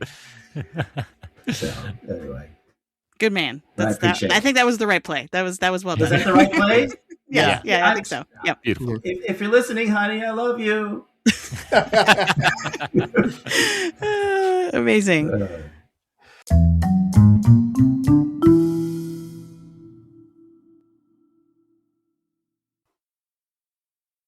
Wow, what great points they just made. And you don't know who. I mean, I wanted it to be editable into anywhere that you wanted to put. So as we mentioned at the top of the show, and as you've heard a couple of our guests say very gleefully, it is Greg's birthday. Greg, yay! What did you yay? Yeah, sorry, I keep talking over the celebratory pause. Greg, what did you receive for your birthday? Oh, man, so many things. But there's one in particular we want to talk about, which is, dear listeners, my wonderful, wonderful co-host here on the Long Take Review surprised me. I was out of town in the great city of Cleveland, and when I came home, I found a package that contained none other than the Tom Cruise cake, which is... based on what I've learned sharing my enthusiasm about this, not widely known outside of movie spaces, but is a famous, part of movie lore. So a little preamble, just if you're not familiar with this. So people, I think, are aware from listening that I am pretty obsessed with the Mission Impossible movies, and that sometimes extends into being a fan of Tom Cruise, although who knows, that guy's all over the place, but he does love his popcorn. Famously, Tom Cruise does not send out Christmas cards. He has a bakery where, do you know for how long he's done this? Does anybody know? Oh, great question. So there's a bakery in Los Angeles where he goes, and instead of sending out Christmas cards, he purchases a huge number of this special coconut white chocolate cake. And I first heard about this, I think, in the Top Gun press cycle myself, and Glenn Powell talked about, making the cake list and how exciting that was. And then other people have come out that starred with him many, many years ago. I think Kirsten Dunst, is that right, from Interview with a Vampire? Do I have the right child actor from that? She was right. She was in Interview with a Vampire for sure. I think she has also said that she still gets the cake. She's still on the cake list. And so... famously, you get on and you can stay on for a very long time. What have you learned Googling while I've been filling time? Well, I don't have information about when he started sending the cake. I do have information that the cake is from a bakery that was established in 1983. I'm a podcast host that was established in 1983. What perfect synchronicity! In many ways, perfect celebration of your birthday. But it's that he sends the cake instead of sending cards for birthdays and holidays because he can't eat sugar because he's constantly training for his movies, and so he wants other people to be able to enjoy it. And he thinks that a cake is a more interesting gift than cards. So he sends it to people. And yes, so basically, if you would have gotten a Christmas card from Tom Cruise, you will instead annually get a cake around the holidays from this one bakery in Beverly Hills, I believe is the location. It's called Doan's Bakery in Woodland Hills. Oh, Woodland Hills. Okay, that's further up the coast. I'm glad you at least know where that is. You got to take the 10 to the 101 to the. Yes. Well, it's on Ventura Boulevard, which you all may know from Tom Petty's song "Free Falling." So that's a long road that goes up, but goes through Ventura County. I believe it's at the edge of Los Angeles County and Ventura County. You understand. Greg knows what I'm talking about. So before we bore our listeners, let me just say the moral of the story is my co-hosts are very kind and they bought me a very expensive special gift, which I am overwhelmingly appreciative of. And so I'm about to continue my long-standing tradition of visual bits on a non-visual medium and eat some cake and give my review. Here we go. Really get close to the microphone, Greg. Yeah, really chew. We're becoming an ASMR podcast. There's like a 12% of the population that just loves to hear chewing on a microphone. Mm-hmm. Our Wait, so- misophonia friends. We didn't say what kind of cake it was. So it's a white chocolate coconut cake? Maybe you said that already and I missed it. We were Googling. But yes. It's a really, really delicious white chocolate coconut cake. It is so good. And Go on. Now, Greg, is this true that this is your first bite of the cake here live on mic? This is absolutely true. And to pull back the curtain, we started recording I know, so many hours ago. 5 hours ago, and I had it sitting on a plate here through all of the conversations, and I kept reaching down and like taking a little pinch of the coconut and being like, I should, and I'm like, no, you've made it this far waiting, like you gotta wait, because this has been in my house for 3 days, but I said I was gonna wait to be on air, so I had family members sample it before me, but I did not take a slice until tonight, and these are my first bites. And the great thing is, it's important to note, because it took so long for us to record all the segments, it is no longer your birthday where you live. It is tomorrow. It is 12:19 in the morning. So happy day after your birthday, Greg. I hope you enjoy your old cake. It's your West Coast birthday. Hey! It's still your birthday on the West Coast. Wait, so describe. I like Tom Cruise. I'd like to live vicariously through you because I cannot eat this cake right now. That's mostly because I don't have it in front of me. But is the white chocolate in the frosting, and is the coconut just on the outside? Like, what's the actual cake part? Is it? So the cake part is a fairly solid, like bundt cake type experience, but it is light and moist and delicious, not like your grandma's bundt cake. And what I am sensing is there are bits of white chocolate in the cake, and then coconut and a basic sugar cream frosting around it, buttercream, I'm sure. So the perfect bite, as I've experienced over the last few minutes, is really to get like a little of everything. Get a little of the cake, get a little of the frosting, get a little of the coconut. The coconut on the bottom is toasted. So there must have been coconut in the pan when they baked it. And that's really delicious. And, we were talking earlier about how white chocolate is often like cheap and kind of flavorless and bland, but this is not that at all. This is a good experience. Although the coconut is the overwhelming flavor. Like, you should not try this, dear listeners, if you don't like coconut. Yeah, PT was sort of like, I'm kind of out on coconut, so I don't think I want this. I would try a bite of it if someone had a cake near me and would let me try it, but there's a very good chance I would not want to certainly get an entire cake, and maybe not even eat an entire slice. But that's Are you anti-coconut in all forms, or just shredded coconut?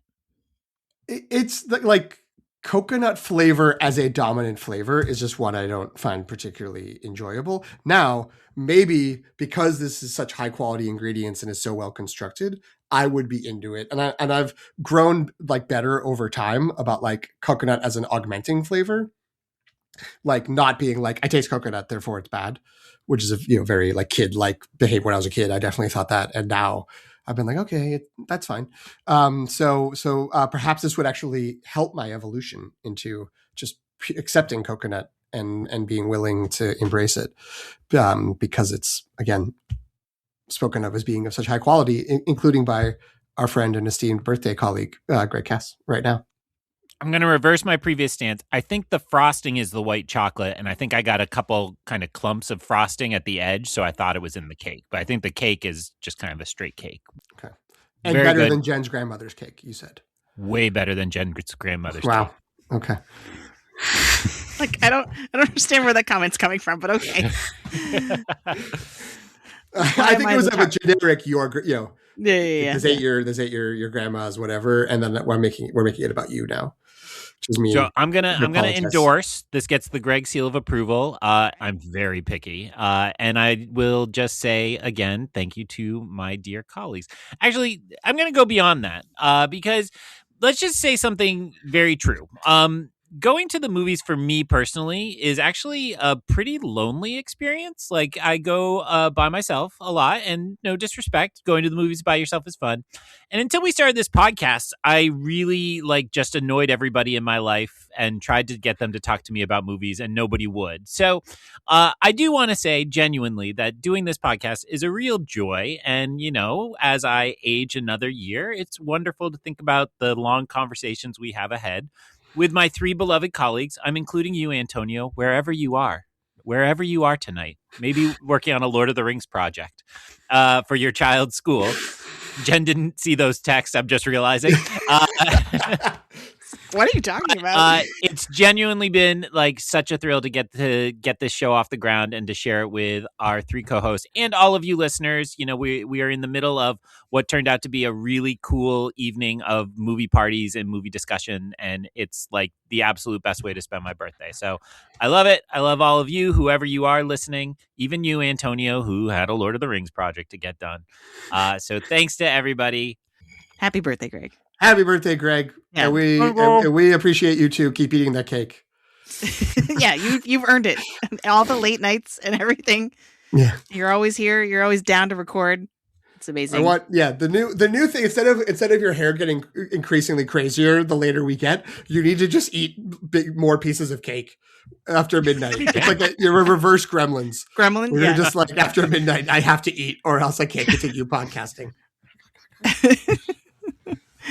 Amazing. The long take review. My mouth is full. The long take review is sponsored by Duncan Hines. Duncan Hines? No. Yes. This is how we get cake sent to us from Doan's Bakery. The long take review. You guys are thinking about this all wrong.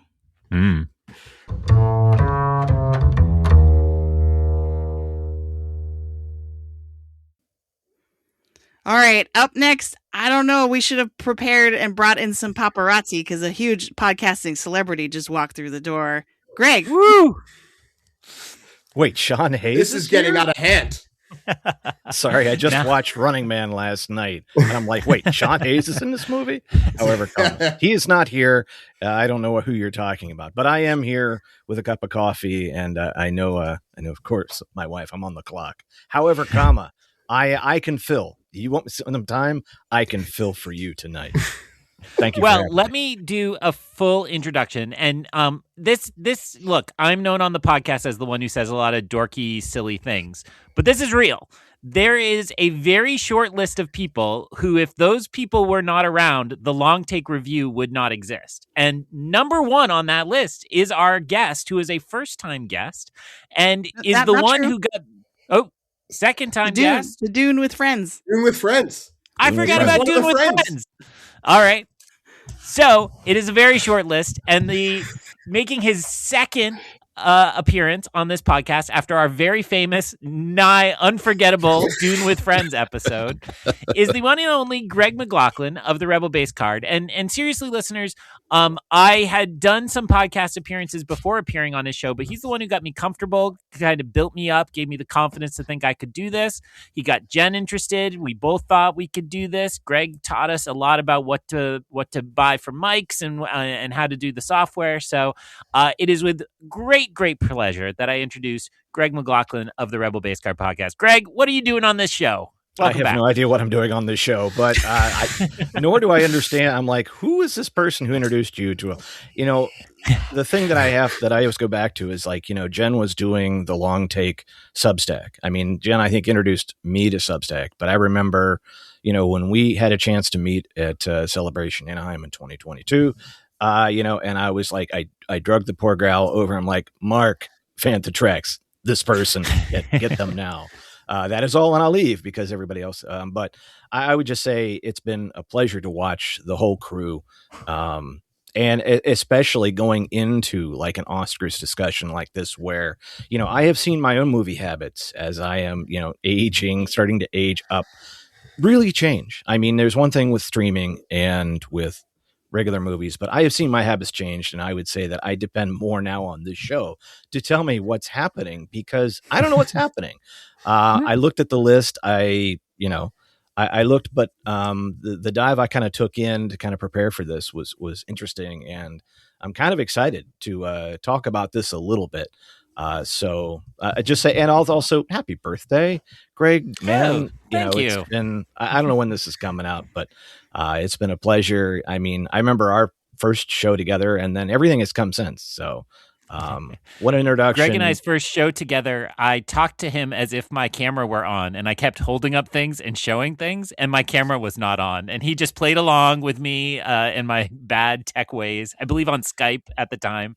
Oh, so yes. That's my warm memory, is that I talked to a stranger on the internet like a crazy person, talking as if my camera were on. Can you he see played this? along. He played I was along. going to say, you still kind of do that from time to time with doing visual bits for an audio medium. Like, that hasn't gone away.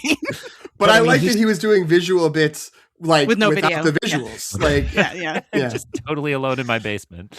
And for those who are listening for this, I mean, both you and PT have these immaculate bookshelf backgrounds. Like, the folks who like the folks that like networks and so forth bring on as far as their pundits, like they'll have a few books and a couple of things. I'm like, these guys, this is not AI.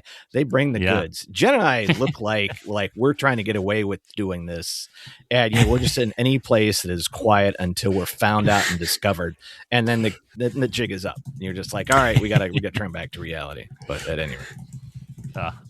Well, I appreciate that you both logged in from your bunkers where you're hiding out the apocalypse and joined us tonight. So, well, and it is a pleasure. So for listeners who may not know, from my plug section, Greg and I talk about basically every Star Wars TV show that comes out. Most recently, we talked about the Mandalorian and Grogu trailer. So people should check out his podcast over at the Rebel Base Card feed. And we call ourselves the Breakfast Pack for reasons that are lost to history, but still enjoyable. So, Greg, welcome to Talking About Movies again, because you did come to Dune with Friends. Yes. And so I will throw first to the question, I know you as somebody who, you strike me as somebody who waits to hear that there's a lot of buzz. And when it's like an event movie, you go to the movie, you check it out, or if your kids are putting the pressure on to see something, or you feel like it'll be a fun time, you tend to go. So, but I don't really know. Does that overlap with the Oscars? Do you care about the award show? Are you more into the popcorn movies than the drama movies? How do you feel about the Oscars? I think it's now you really revel in these because there are so few mass market or mass, audience type events anymore, especially now. And I think you kind of grow into the Oscars, right? I mean, when you're kids, you go see some movies, or if you're lucky enough to have your parents take them, or you convince your parents to take you. And then, thinking about the Running Man going back, I was 17 when Schwarzenegger's Running Man came out, and at that time, I've got a car I can go, and anything that's coming out, right? I mean, we thought that was we understood that it was like a bunch of one-liners. But then you start to think especially with movies like Star Wars, which guess what, I'm talking about Star Wars. You start to then think about the movies that you like, and you want that sort of recognition. You want that referendum on them going, hey, this is a movie that I enjoy. I want you to tell me how good it is. And then you start to see with Star Wars, I think that's the first memories I have where it's it wins for special effects, it wins for editing, it wins for this. And then you start to go, then you start to later on find that, in your nerddom, I'm like, these are the categories that you're going to only really focus on, because that whole best picture thing ain't going to happen for your movie for a while. But I do think that over the last, as you kind of get older, right? Spoilers, you start to kind of, it's your kids that'll tell you what songs are relevant. It's like, hey, Dad, you should watch K-pop Demon Hunters. I'm like, what? Okay. And then you go, oh, this is really good. And so it's those are the things that I kind of have my kids rely on, or you kind of give that, they're like the litmus test, especially my 24-year-old that kind of tells us he's going to go take his girlfriend to a movie, or he's going to go see this with the guy. So these are going to be important things that you probably, if it's not in your sphere, these are what you should see. But I do like, like on Sunday mornings, that's our kind of our one big group, dinner, breakfast, as it were. And I'll turn on CBS Sunday Morning because it's a little bit of everything, but it is something that every now and then I'll catch somebody kind of like looking out there and it'll just hook them for something. So the Oscars is something, if it's on, I'll turn it on. Like last year, one of the best memories is that a friend and I went to a tavern. We wanted to check it out. It was really dead. And I had my Oscar sheet with me and I was like, hey, and I was like, I got them to turn it on. And then I was like, hey, I just made these random picks. And then everybody started getting interested because I was like, all right, they're doing this. I've got this one in there. And my friend Paul's looking over. And all of a sudden, by the end of the Oscars, everybody was kind of like, oh, did you get it? Did you get it? And those are kind of those group experiences, whether you're at a movie or you're just talking about it, that we don't think we have anymore. And I think that's now what I kind of look for anymore, whether it's a Super Bowl or whether it's this. It's like, look, there's not much of this left. And we've known that, like they're still trying to figure this whole streaming window thing out that is really broken. And so, boy, you can't really take the Oscars for granted, even if it's a film or films that you go, I'm not going to see that. I'm never going to see that. But sometimes it's those little speeches too, that you kind of go, wow, that was real for a moment. They forgot they were on script. Someone was saying today, is it Timothy Chalamet, who, said something about opera and ballet. What was it that was kind of making around? And I was sitting there going, on the one hand, okay, it's a little bit of age, but another thing, it's like everything now is, by press agents and publicists are, drilled and, down to their nth degree of vanillaism. I don't mind that he said something off the cuff. He meant it. He just didn't think, but he meant it. And I go, you know what? That's cool. You're going to learn from this. It's a tempest in a teapot, but you go, you know what? Who cares? But those are the kind of things, like I said, you start to look for now. And, like with this, when I was trying to pick a category, I was kind of going, there's some things that over the years have kind of meant something. And you go, oh, I understand what this is. And I'd like to maybe take a crack at it, even though I haven't seen any of these movies. But I want to see some of these movies. So that's the whole point of me being on the long take. So that's a long take to say, have at it, Greg. Well, I mean, Podcast Pro demonstrates how to do a perfect segue. So first of all, you gave us the opportunity to plug. If anybody needs their Oscar ballot this year, check out the Long Take Review social media. Jen created it painstakingly because it's hard to fit on one piece of paper now. And PT has already posted it and will post it 72 more times before Sunday's Oscar show. So Greg, yes, in the most minimal way possible, please reveal to us the category that you've chosen for tonight's discussion. All right. The category I thought I'd take a stab at was the Academy Award for Best Writing Adapted Screenplay. Don't know if you guys have gone over it tonight or not. We have this is not. one we've gone over. This is delightful. Okay, Best Writing Adapted Screenplay this year. The nominees are the movie Begonia, written by Will Tracy, Frankenstein, written by Guillermo del Toro, Hamnet, written by Chloe Zhao and Maggie O'Farrell, One Battle After Another, written by Paul Thomas Anderson, and Train Dreams, written by Clint Bentley and Greg Quaidar.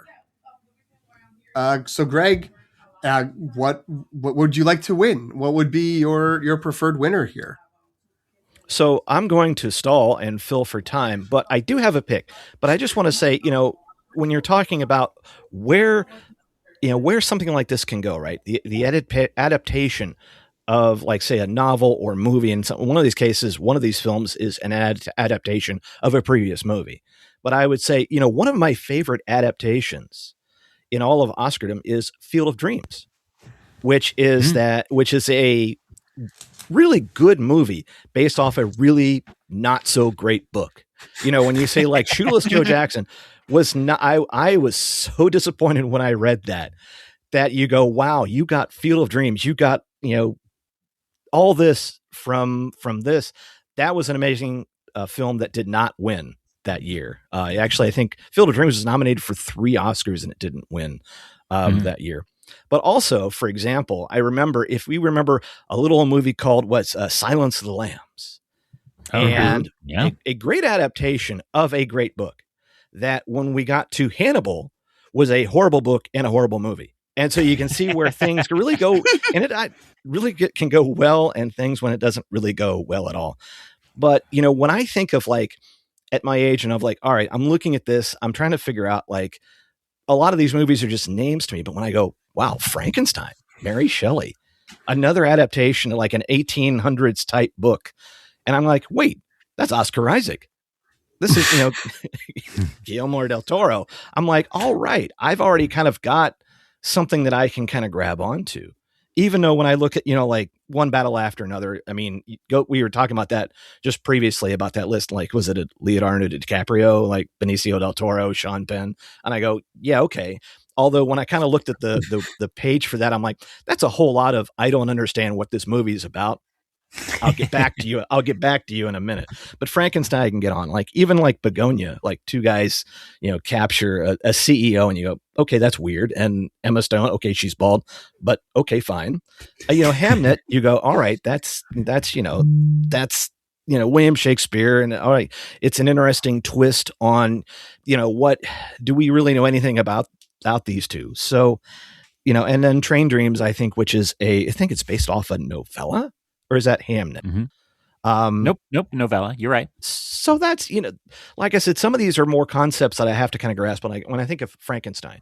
And so I would say when I went down like the list of things, like I think one of the YouTube videos looking for, had these very dramatic like things these movies were nominated for. And you could have sped that up, because I'm like, I get the point. It's nominated for a lot of stuff. But I would say, hey, look, Oscar Isaac, who wouldn't want Oscar Isaac to win an Oscar, or this film? So that's something where, like I said, I can kind of go back into these and go, all right, this is cool. It's sort of like, like last night we were watching The Running Man. And of course, thanks to Paramount Plus, they just started right into the 1987 Running Man. And I just watched that too, because it's basically two different movies. But now I'm like, I spent today listening to the Colby cast and Colby and his son talking about it. And it was just a joy. I'm like, okay, this is a nice wrap up. I didn't know. I watched this movie in the theater. Who knew that Mick Fleetwood was in The Running Man with Dweezil as himself? As himself, because he just looked, and I'm just like, why are him and Dweezil Zappa in this movie? Anyway, like I said, Frankenstein I think is an interesting pick. I'm kind of excited to see it. I think, as Jen, the threads got on about Wuthering Heights, which is not a 2025 movie. It's a 2026 movie. But you're thinking about these adaptations and you go, all right, what new can they bring to the party that they haven't done? Are they going to go off script? Are they going to stay on base? These things I think anymore could be a bit of a gamble, but this looks really interesting. And, I think the folks who really like the dark movies probably are going to be all over this. I don't know if there's going to be a daylight scene in this whole movie at all, but okay, it'd be interesting. Anyway, that's a long-winded explanation. Okay. I love so much about your answer, not the least of which is flaunting in front of Jen that her hype draft pick of The Running Man, which she has still not seen. I haven't seen. It's embarrassing. It's embarrassing because it is a good time and would be nominated, would be eligible, I should say, for Best Adapted Screenplay. I love this take, and I do think what you said. Often when I think about adapted screenplay, I often think about which word is getting the emphasis. I've said this on the air before, but it's like, is it really about the adaptation? Are we looking for the best kind of use of that source material? Or is it about the screenplay, just the best written movie that happens to share with that? And, it's interesting in the light of Frankenstein, because Frankenstein is fairly a straightforward, I would say, adaptation. There are minor changes, minor adaptations, but it's kind of like, let's just do a really good version of Frankenstein. And for all the reasons you just said, it's hugely entertaining. I am so confused why Oscar Isaac has not been out as much for this movie. It's all about Elordi now, who plays the creature, and it's great. But, Oscar Isaac, happy birthday to Oscar Isaac as well on recording day, March 9th, baby. Welcome, my friend. And I'm so glad he's active here. You also were making me realize, there's a lot of Star Wars alums across the the adapted screenplay nominees. We've got Oscar Isaac in Frankenstein. We've got Benicio del Toro, recently discussed in One Battle After Another. And we've got a twofer. We got Uncle Owen, Joel Edgerton, and Felicity Jones, Jyn Erso in Train Dreams. So just a big year for Star Wars alums, and you love to see it. Jen, can you talk to us a little bit about Frankenstein? Can you sell Greg on starting it in a half hour. Why should he watch this movie tonight? Or can you ask him any questions about the moms and Skeleton Crew who are also in Train Dreams? Oh no! Yeah, can't Kiefer, carry content no! erasure. Oh no! And I'm not the one who hates Irish people. Who's it? No. Yes. I would hope not. I wasn't going to say anything. I love wonderful, blissful Greg M, who does not know about the bit that Jen hates Irish people. It's not true. It's just. Well, I mean, it's from our Gladiator 2 review. This I could have can't been keep something catching other than people up on that. Yeah, so I mean, I love this pick as well, and I agree with Greg that like when I think about this category, I usually think about what re-envisioned or kind of like thought about how to translate from one medium to another, right? Usually from page to screen. And it's interesting because I think with Frankenstein, like you said, it is pretty true to the book in a lot of ways, but that choice in of itself was like new. The older ones that are almost only tangentially related to the book don't bring up any of the Arctic stuff at all. Right. So it's interesting that by actually being more loyal to the novel, that made it a fresher adaptation for a lot of people, I think. Also, just I love in a lot of interviews, Guillermo del Toro has said that this is his like telenovela version, like for like Latin American like Catholic guilt version of Frankenstein. And I feel like actually when you watch it, if you know that, it unlocks quite a bit about like what choices are being made, especially for Oscar Isaac's performance. Apparently the two of them, like, you know, he went over Guillermo's house and he made him quesadillas or something. And then like, that's a real thing. Like he invites people over to his house and makes them Mexican food. And over some Mexican food, they sort of talked about the version of the story they wanted to tell. And they bonded over like Latin men with complicated fathers and how that kind of mapped onto Mary Shelley's story. So I think, yeah, in general, as an adaptation, I think this is very cool. And therefore is like a really good nominee or contender in this category. Fully support this, Oscar Isaac and all. A couple of ups and downs for this movie. It premiered at international film festivals, and folks were like, "Nope, we don't like this." And then everyone's like, "It's done. Forget it. No one liked it." And then it started being at more domestic American film festivals, and folks were like, "Actually, we do like this." And so there was that wave, and then it came out for more widespread critics to see it. And I feel like it was Jacob Elordi's great. There's things about this that people will kind of like. There's things about this people might not like. Oscar Isaac's actually pretty bad. And I think that initial wave of response has led to them kind of keeping him to the side. He was around with Guillermo for some things. And I feel like once they decided it seemed to me, once they decided that actually people think like so much less about his performance than Elordi's, that they wanted to like not remind people of it. They were like, Oscar, you're free to not have to do all of this. And he was like, great, see ya. And he went and took off. And, you know, or he's secretly filming the hunt for Ben Solo, and no one knows. We don't know that. But, sure would make sense for him to be in Starfighter. Just going to say that. He did have a real deer in headlights moment when someone asked him if they thought Poe Dameron would ever come back. I mean, he made it a little bit, but it did have. He didn't have the suaveness of Ewan McGregor saying, like, what are you talking about? No. So who knows? Well, he's made a political stance, hasn't he? Like, didn't he have an interview where he said, I love Star Wars, but Disney's got to get its act together? I feel like that was a thing. He did say that. It was around the Kimmel stuff. When they took Kimmel off the air briefly. And that was also when I think the first sort of news about the Ben Solo movie had come out. So we all thought Adam Driver didn't like Star Wars anymore, and he went off and did a whole so who knows? Yeah. Who knows? We definitely don't know.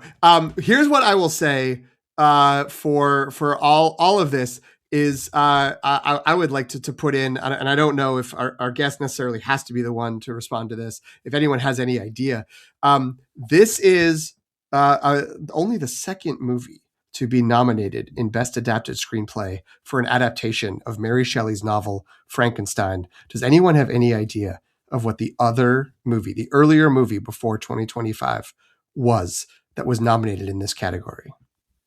Young Frankenstein. I was going to say Young Frankenstein is the answer.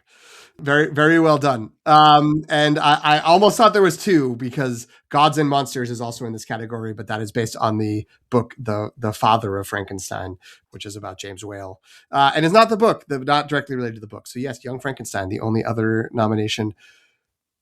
Maybe a better movie. Actually, no, certainly a better movie than Guillermo del Toro's Frankenstein, but I'm saying that only because that's one of my favorite movies of all time. Awesome.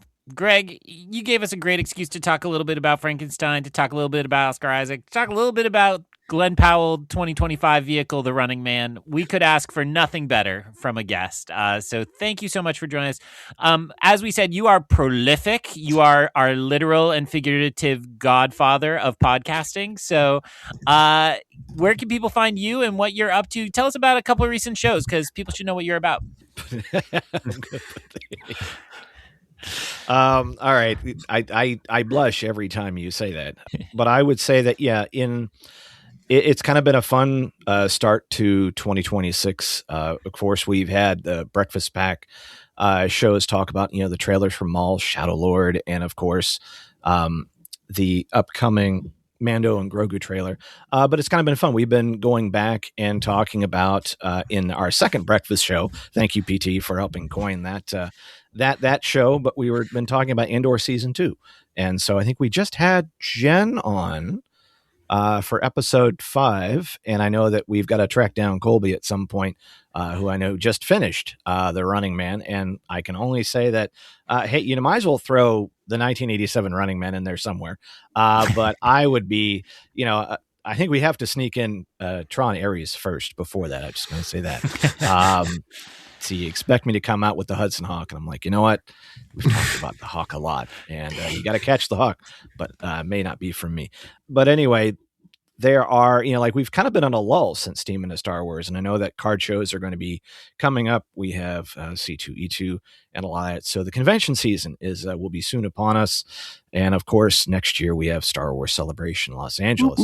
So pretty soon everybody's going to be getting their fingers on the ready to get those tickets and lock up hotel rooms and get ready to hopefully party a little bit next year. But we still have Mando and Grogu. We still have Maul Shadow Lord. We still have Ahsoka season 2. So there's a lot of good stuff to talk about. And of course, Cards and Collecting have been diving back into the comics, rebagging, the exciting rebagging of my old comics and finding out that after 40 years, plastic turns into something else. And I have no idea what it is, but my comics are all saying, thank God you're getting me out of this, whatever it is anymore. By the way, you can have acid-free bags and boards all day long.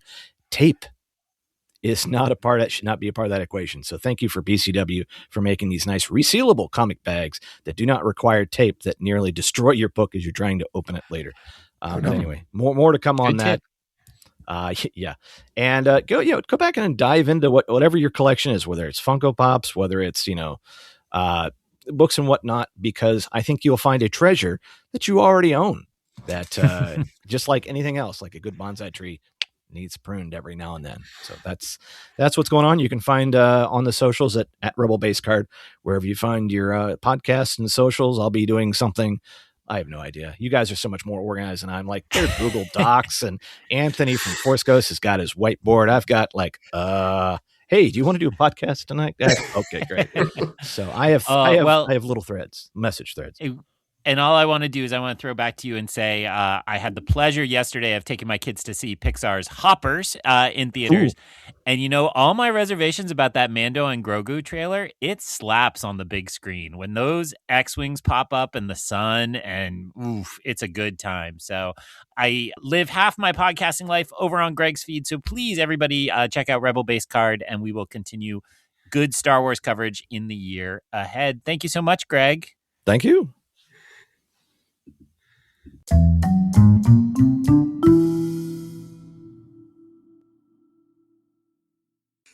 Greg, go, leave, get out. We got another guest. Let him in. Let him pass you. All right. PT, could you please tell us who just entered the studio? I can. It is longtime friend, past and future guest, and present guest, Hasib Hussein. Hello. Welcome back, Hasib. How are you doing? It's good to have you. I sound like all the ghosts from the Christmas Carol. So yeah, Oh, I'm doing all I was right. going to say that got very convoluted very quickly. Yeah, well, it's on my business card.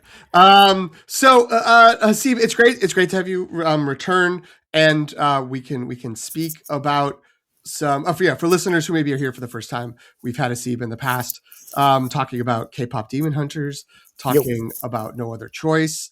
No, we didn't talk about No Other Choice. I'm sorry, we had to talk about Marty Sinners. Supreme Marty Supreme. and Sinners. Yeah. So he's been our, I mean, not just a New York Connect, but for Marty Supreme, he was the New York Connect. And for Jen, he was the ahead of the curve K-pop Demon Hunters Connect when she needed support. He's really reliable. He's one of our most consistent connections on social media, commenter on the Substack. We love having him there. Also currently the leader in our sub league in the movies fantasy league. Ooh, look at you. And Greg are, yeah, that's right. He and Greg are neck and neck, jostling back and forth. It's the guaranteed points, seemingly guaranteed points of K-pop Demon Hunters, Avatar, Fire and Water, and the possibility of Voice of the Fire and Job. Way of Water, Avatar, Fire and Ash. Fire and Water.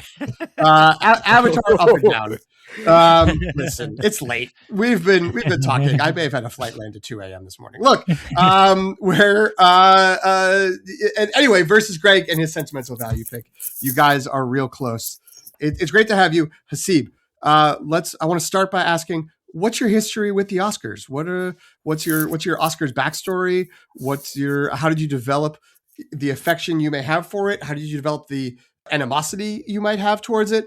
How do you feel about the Oscars? Where are you on Oscars? I have always followed the Oscars as far as I can remember, probably since high school. There was a few years where I didn't watch as protest because I was like, oh, a lot of these movies that are being picked, they're not my favorites.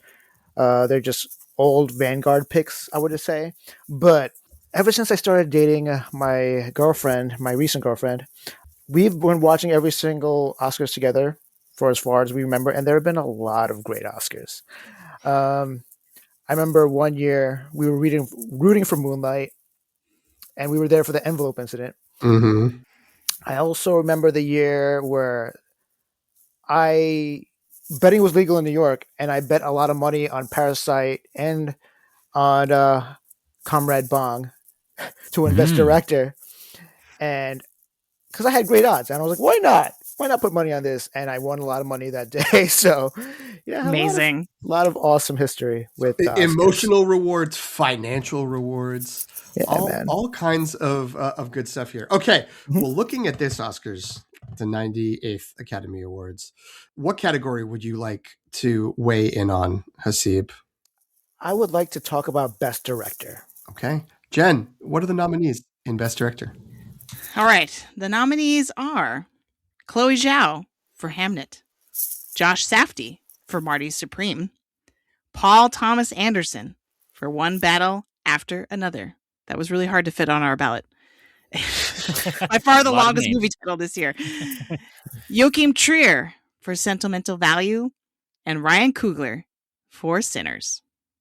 Let's go. My take, and I'm going wild card.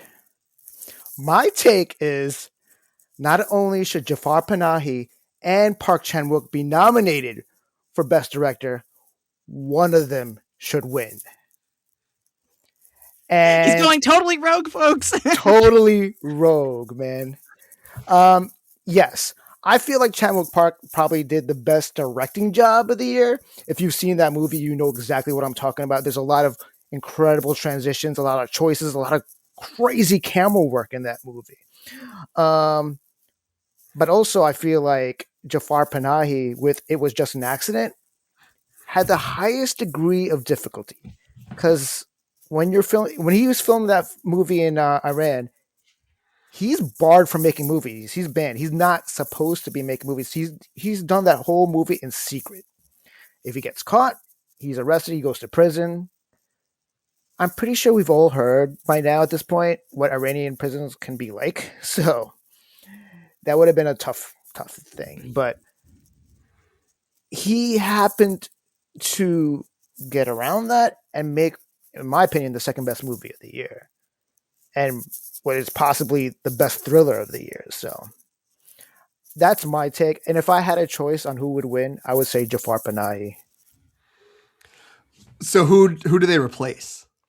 I would have replaced Joachim Trier and Josh Safdie. Okay. All right. Yeah. I mean, I love them both. They both. Yeah. I love Sentimental Value. That movie is incredible to me, but I think both Panahi and Park just knocked it out the park.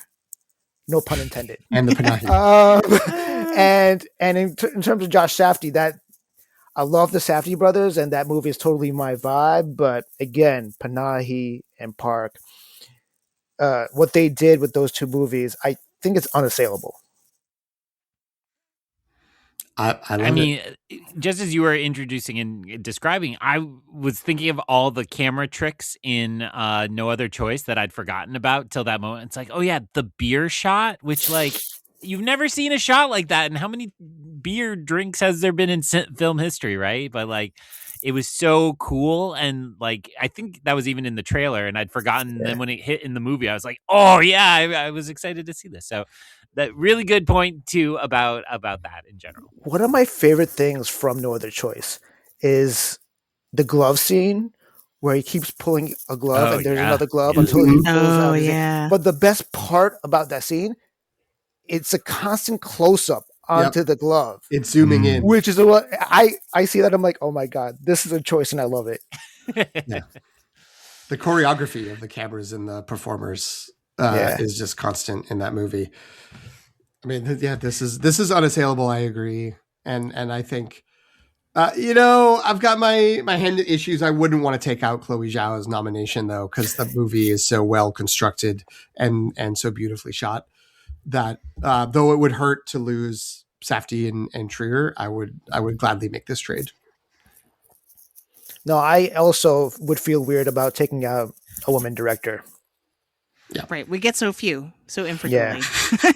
Yeah. We need to keep them in there when we can. But she also did a pretty good job as well. So I can't hate on it. Mm-hmm. And man, that last scene is just so well directed. Like I got to give her props. But not as good a last scene as the one Jafar Panahi directed, I would say. But we're getting close to spoiler territory, so I'll be careful. So I do want to pick your brain about this because it is kind of strange that, I mean, Park Chan-wook has never been popular with the Oscars. Like there's a track record of him being snubbed, right? So like, so that at least like, while it is mind-boggling because he's amazing and his movies are amazing, like at least there's kind of like a precedent for him being snubbed. And shout out to the billboards that Neon put out of like the for your consideration, but brilliant. So good. So good. Yeah. If listeners don't know what we're talking about, just Google for your consideration, No Other Choice billboard, and hopefully it will come up. But Jafar Panahi is really stymieing me because like it won the Palme d'Or, started off the season really, really strong, was presumable frontrunner in a bunch of categories. Sometimes for some people in this one, right? Like people were like, oh yeah, like we're doing this. And then something happened where all of his momentum just evaporated. And I feel like on Oscar nomination morning, it was actually not much of a surprise because the way the wind had been blowing at the Golden Globes in particular, I think, right? Where he like just didn't get anything. And and so I think it was, to me, I remember being pleasantly surprised that Secret Agent. Oh my God, no! Screenplay that the movie made it into screenplay still, because I was kind of like, maybe it's not even going to do that. Like but it didn't make it into Best Picture. He didn't make it into Director. When those were all categories that people were like, oh yeah, no problem at the beginning of the season. So like, what do we think happened? I have no idea because after one of the New York Awards, I don't remember if it was the Gothams. I think it was the Gothams. He was all over the Gothams. He gave like 3 speeches. He won Best Director. Yeah, like it was I was like, oh, he's a shoo-in. And then, like you said, he just lost steam. And I don't know if that was Neon having like 4 movies they had to promote or whatever, but actually, I think that might have been the case. They had no other choice. He was just the casualty of them Secret having Agent. It was just an accident and Sentimental Value, and they were trying to promote all. They were trying to get 5 movies in Best International Feature. I mean, crazy. I'm not saying they should have, but I'm They saying No should Other have. Choice should have been nominated. But like, it would have been at the cost of Voice of Hindraj. Well, I don't know. I don't know if I want to take that out for it. But I wonder if it is that they, Neon's things seem to be sort of this timed rollout of these movies, and The Secret Agent was the last one. I mean, I guess Sarat was the last one, but Secret Agent was the one that was coming out when the nominees were sort of nominations for Golden Globes and then the awarding of the Golden Globes and maybe the votes for nominating. Like that's when that was peaking in terms of like the sort of pre-hype and being about to be released in theaters. So maybe they were focused on that. I think maybe that. I mean, I don't want to say this is the answer, but like it feels to me like Sentimental Value was way more popular with the Academy than it felt like it was going to be for the few months leading up to nominations, and all it took up way more oxygen in the get international movies in here, and it like the oxygen it took up was oxygen that was there for it was just an accident. So you have Joachim Trier getting director instead of Jafar Panahi, which I think, I mean. But yeah, you're right, Jen. By the time we got to the nominations, it was like, I guess that's what's happening. But like even a couple of weeks before, it was like, that would be crazy. Why would that happen? Like even if you like Sentimental Value more, like it's this story. And I also wonder if this is not like a problem or a critique of the campaign or of reporting or of the news or anything like that. But I wonder if the movie got a little saddled with this story of how it was directed and the director evading the law, and that interfered with people like regular Academy voters just watching the movie as a movie, which is a great time and a very well-made movie. And instead they just kept hearing about it. It's like, oh, that's that movie I'm supposed to like because this guy was really hard for this guy or something. I don't know. And also kind of made it feel like a medicine movie where it's like, I gotta go eat these vegetables and watch this movie about how hard it is to live in Iran, I guess. Okay. And which is now a big thing, apparently. Yeah. If only that were relevant. If only that were something we wanted to think about now. But yeah, it's so I don't know. I feel like it's some combination of that, of like him becoming so much of the story that it took away from the movie as a whole, which then hurt his chances for being nominated for directing, and Sentimental Value overperforming. I like those points, and it just makes me think about the alternative universe where this is like a Parasite movie, right? Like this movie unfurls like a Parasite, like a constant tension and then a big splashy ending that, not the same type of events, but like you leave the theater feeling completely spent and, overwhelmed by what you just occurred in all the right ways. But you're absolutely right that I never heard that narrative being forwarded. I heard how hard it was to make. There's a little of like, you wait till you see the final moments, like you're not going to believe your eyes, but it never really got that kind of, not the kind of, this is just a good movie, traditional blockbuster kind of type of thing. And it deserves some of that. I don't know about blockbuster, but fun movie. It is a fun, it does have a little bit more suspense that is a little bit more mainstream appealing than people, I think, would have. Yeah, the way people seem to be talking about the movie made it sound more like a movie you admire versus a movie you enjoy, which I think was incorrect. The Secret Agent, you don't really need to know a lot of the nuances of the politics. Like you get it. Like you get the okay, oppressive regime, got it. Like the dynamics of the characters are so clear, and the little like bits and moments of the corruption and the rot in the society that they encounter come through so clearly that it's just sort of like you can ride that. It's the dramatic thrust of the movie is, I think, universal and strong, that you don't have to get bogged down in that. But I don't know if people knew that necessarily when they were thinking about watching movies for the nominations. So Haseeb, make a pitch to our listeners for, even though this did kind of petered out in the Oscar race, Why is this movie still worth people's time? Hype it up. We're talking about It Was Just an Accident, right? Okay. This movie is worth your time because honestly, it is probably the most thrilling movie of the year. Now, some might say one battle after another is. I could see that, but in my opinion, there is constant tension in this movie that gets ratcheted up scene by scene by scene to the point where it has, in my opinion, the best ending of the year, but I won't say anything beyond that because I'm not trying to spoil you. And yeah, that ending, I saw this movie at New York Film Festival, along with Sentimental Value and No Other Choice, which for me was like a great New York Film Festival. Right. I was gonna say, that sounds great. It's a good, Yeah. good festival. So I saw this in the main theater in Alice Tully Theater at a New York Film Festival. And I remember right after the ending, I was frozen. I just sat in my chair, just staring at the credits, but not even reading the credits, just blankly staring at it, just absorbing what I had just watched. And I'm not sure that appeals to everybody, but if it does, you need to watch this movie because it can kind of help explain what was been going on in Iran in the past 30, 40 years. And Panahi is one of the greatest directors that not many people know about. He's made a lot of awesome movies over the past 15, 20 years. Oh man, it might be since 96. I remember she's made it.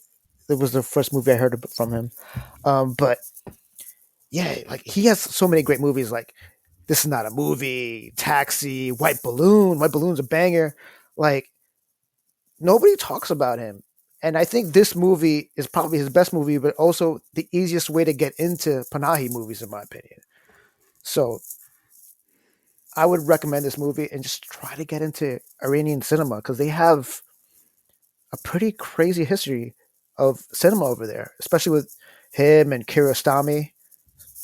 Yeah, I would check it out. Done. I love it. Yeah. Yeah. Well said. Yeah, I mean, my favorite thing about It Was Just an Accident is the screenplay, which I feel like I've talked about before. I don't remember which episode at this point. I think the letters when you.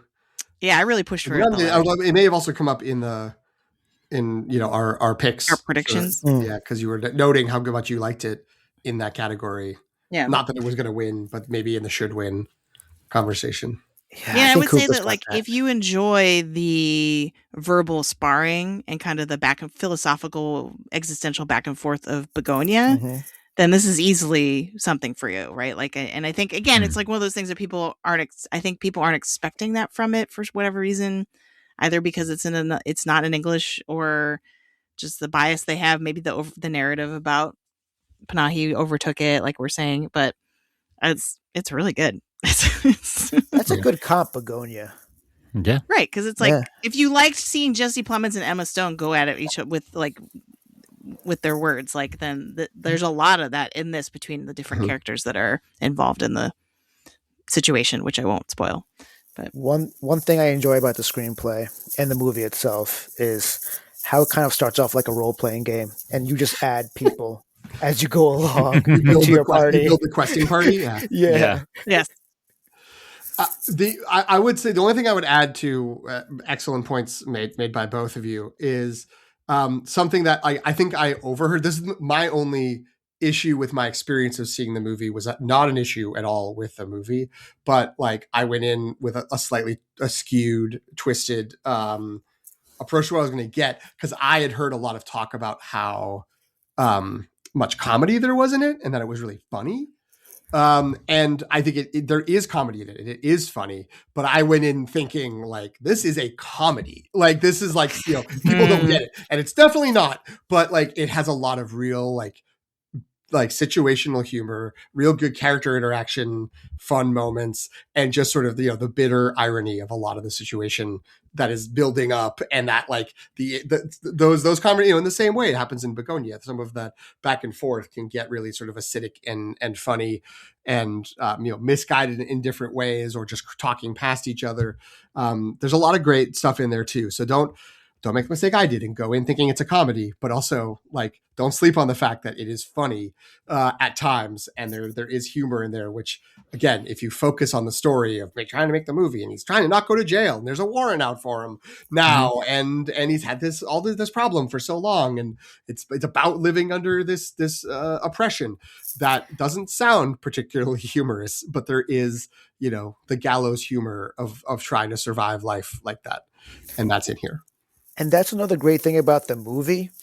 And I think that's the case with a lot of the movies this year, is that Panahi has been able, with this one, to blend a lot of genres together and doing it seamlessly. And it does not feel disjointed at all. It just feels so cohesive. So there are parts where you're like, oh, what's going to happen next? This is suspenseful. And then next minute you're laughing your ass off at something that happens. So totally agree with that. My last question I have for you, Hasib, given that you went wild card, you want to change the nomination list, which we love here on this show, but given that, do you want it to win either of the categories it was nominated for, original screenplay or international feature, or both? I would love to see it win international feature. Really, I like I said, this is my second favorite movie of the year. So for me, I would want it to win Best International Feature for sure. I don't want to see it win Best Original Screenplay, because my favorite movie of the year was Sinners, and I think Ryan Coogler needs to win for that. Mm-hmm. Yep. With a capital NEES. Right. We riot if that doesn't happen. Oh yeah, we riot. We're in the streets. Are you all up to date with Ryan Coogler's appearance on Amy Poehler's podcast? It's so good. I had to get involved with that. I had to get involved with that primarily, but I'm definitely involved with that. What is your go-to conglomerate of fountain sodas at an AMC or any movie theater? Yes, you're hitting me hard because, look, I'm a vanilla Coke man, and for whatever reason, the vanilla button doesn't work everywhere. Like, I was at Five Guys today, doesn't work. At my AMC, doesn't work. I think they're slow rolling cream soda to replace vanilla. Okay. And that's not the same thing. That is not the same thing. I don't want to get involved with that, right? So I would go with a vanilla Coke, which is a little basic, but Northeast, shout out to the three of you. That was, if you knew at Friendly's, you could ask them to put the real vanilla syrup in the Coke, and that was my jam through high school. So that's where I go, but it's a sore spot. So I had a lot of fun. I enjoy when they do the ridiculous things. They're like, yeah, it's Invisible Woman flavored or whatever. I'm like, yep, we'll go with that. Sure. I think they did the fantastic. Is it getting too late that I'm not making sense anymore? No, they're a random combination. They're like, Fantastic Four. They did four sodas. My face of judgment was not at you. It was at the marketing people for referring to something as Invisible Woman flavor, which I just think needed to be. Yes, that's puzzling. Needed to be brought back to the committee. I haven't gotten deeply involved with the soda mixing, but I feel like when I do, I get a little out of control. Like, I'm doing like Coke with cherry and maybe some Dr. Pepper or some root beer. Like, I'm mixing weird stuff, Yeah. But I like the bite, I guess. Like, is maybe the idea is like yeah. I'm not. So I'm not really a mixer. Back in the day, we were about to talk like high school, sure. Like before the big machine, it was just press all the buttons and roll the cup along and see what happens. I'm not a scientist. I'm an agent of chaos when it comes to this. And so it was more like, sometimes it would just be like, everything that is like, the same color. So it would be like Coke, Diet Coke, Dr. Pepper. Like, okay, we'll mix those up. And then anyway, or it's like, okay, anything that's like not clear, we'll try that. Everything that's clear, we'll go with that, which really just was watered down Sprite, but whatever. Yeah, I know if I go to a machine, I usually just want a cherry Coke. Like I'm an even more basic version of Greg. I'm just like, just give me all I want. Like, just give me a cherry Coke. Like, if you just gave me one button, I would go with that. What about you? Yeah. I'm a 20% Fanta grape, 60% cherry Coke, and 20% Dr. Pepper. Ooh. Well, next time I'll try that. So you're just like, yeah, you're me after I've refined and put effort into it. That's basically, I'm just like, like some stuff, mix some stuff together. It seems good. I gotta say, there should be a random pull button. Yeah. Like a randomizer button, and it just mixes it up. It tells you what it did. Like it gives you a report, and then creates whatever it creates. Like, I don't want to think great. that much. Yeah. Hasib, I used to do half grape, half root beer in high school, and so your combo is like next level from that. So I'm gonna go try it. Yeah. Oh, please report back. All right. Yeah. If for listeners, if you haven't, go find Amy Poehler's Good Hang podcast, Good Hang, where she interviews Ryan Coogler. His like before I got into commercial movie theater snacks, before I got involved with that, I think he said that he used to pack peanut butter and jelly sandwiches, and I was like, that is genius. It's like, that sounds delightful. I want to do that next time I go to the movies. So I've brought like a sleeve of Thin Mints into the movies. Like, that's There was one Ramadan where me and one of my homies, she had one of these purses that's like an endless bag somehow, right? It's like a Mary Poppins bag? Yeah. You open it and you're like, how are you still taking stuff out? So we went to see a movie at the IFC Center, and I want to say it's The Big Lebowski. And Talib Kweli had a Q&A afterwards. But we went to see The Big Lebowski, and I remember we were fasting the whole day, and she was like, what do you want me to bring in my bag? And I'm like, it's probably too greasy for your bag, but Shake Shack. And she was like, say no more, fam. And I'm like, what? She comes to the seat half an hour into the movie. It's time to break our fast, and she's just whipping out burgers and fries. And I'm like, how is this possible? She's got a little griddle to heat them up. Like, they've been here too long. Hold on. Yeah. Yeah, but it was great. It was definitely a core memory of mine for sure. That's incredible. That's awesome. Yeah. That was great. I guess we talked a lot about It Was Just an Accident. Anything we want to say about No Other Choice? We have a whole episode review of it, which is why I kind of was kind of advocating more for It Was Just an Accident, because people might not know about it as much. But anything for No Other Choice other than it was really robbed this award season? I think I had it 5th on my end of year list. It's an incredible movie, but Park always makes great movies. The guy, I think, is in the late 60s or early 70s now, and he just gets better, and I don't know how. He's really one of the best filmmakers never to be nominated for a goddamn thing. And it's sad work by the Academy. But I highly recommend anything, absolutely everything from Park's filmography. But if you haven't seen anything, just jump into No Other Choice. It's a blast. And I feel like there was like a timeliness narrative that they could have campaigned with very easily. Yeah. And they just didn't. So I really blame that on Neon. They really had. Yeah, they had too much. Yeah. They had too much. And I think they just kind of waited to see what had the most traction, and then they just backed those and let the other ones fade. Although it's weird that No Other Choice made by far the most money. Like, it was the most successful. It had the most, like, none of them were like $100 million movies, but it got into the double-digit millions. It had clear, like, broad appeal, and it feels like you could have done something with that. It does feel like it's Neon, like, cornering the market on international movies and then trying to figure out what to do, how to handle that, and also that there really is sort of a ceiling on how many non-English language movies Academy voters are ready to handle, and that, like, it didn't pass muster in the way that Secret Agent did. Obviously, Sentimental Value is like half and half, so maybe that's why it got in, or maybe it's like 2/3 and a third, but still has enough English in there. And then Also has Stellan Skarsgård, which is like right. It's got and Elle Fanning. Easy entry point. It's got faces. It's got faces. Yeah. You know. But I mean, even it was just an accident, which as we said, had a disappointing number of nominations. Still got multiple nominations, whereas No Other Choice got none.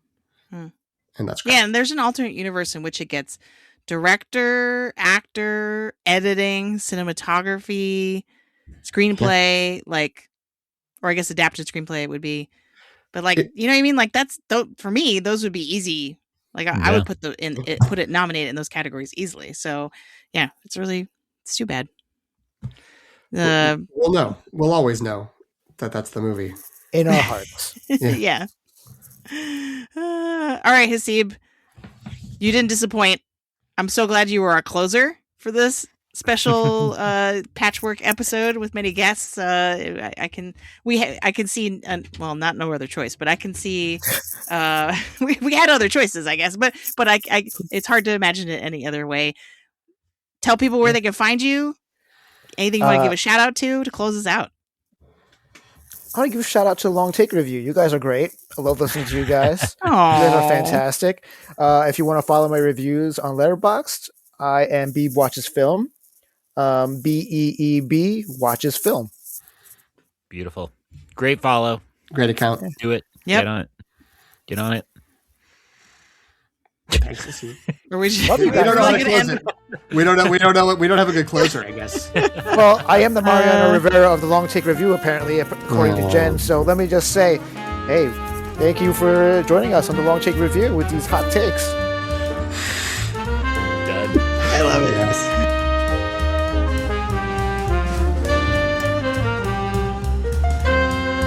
Thanks for listening. You can follow The Long Take Review on Substack at thelongtake.substack.com. Subscribe for free, and you'll be the first to know when a new episode drops. You'll also receive occasional written reviews of new Star Wars and Marvel.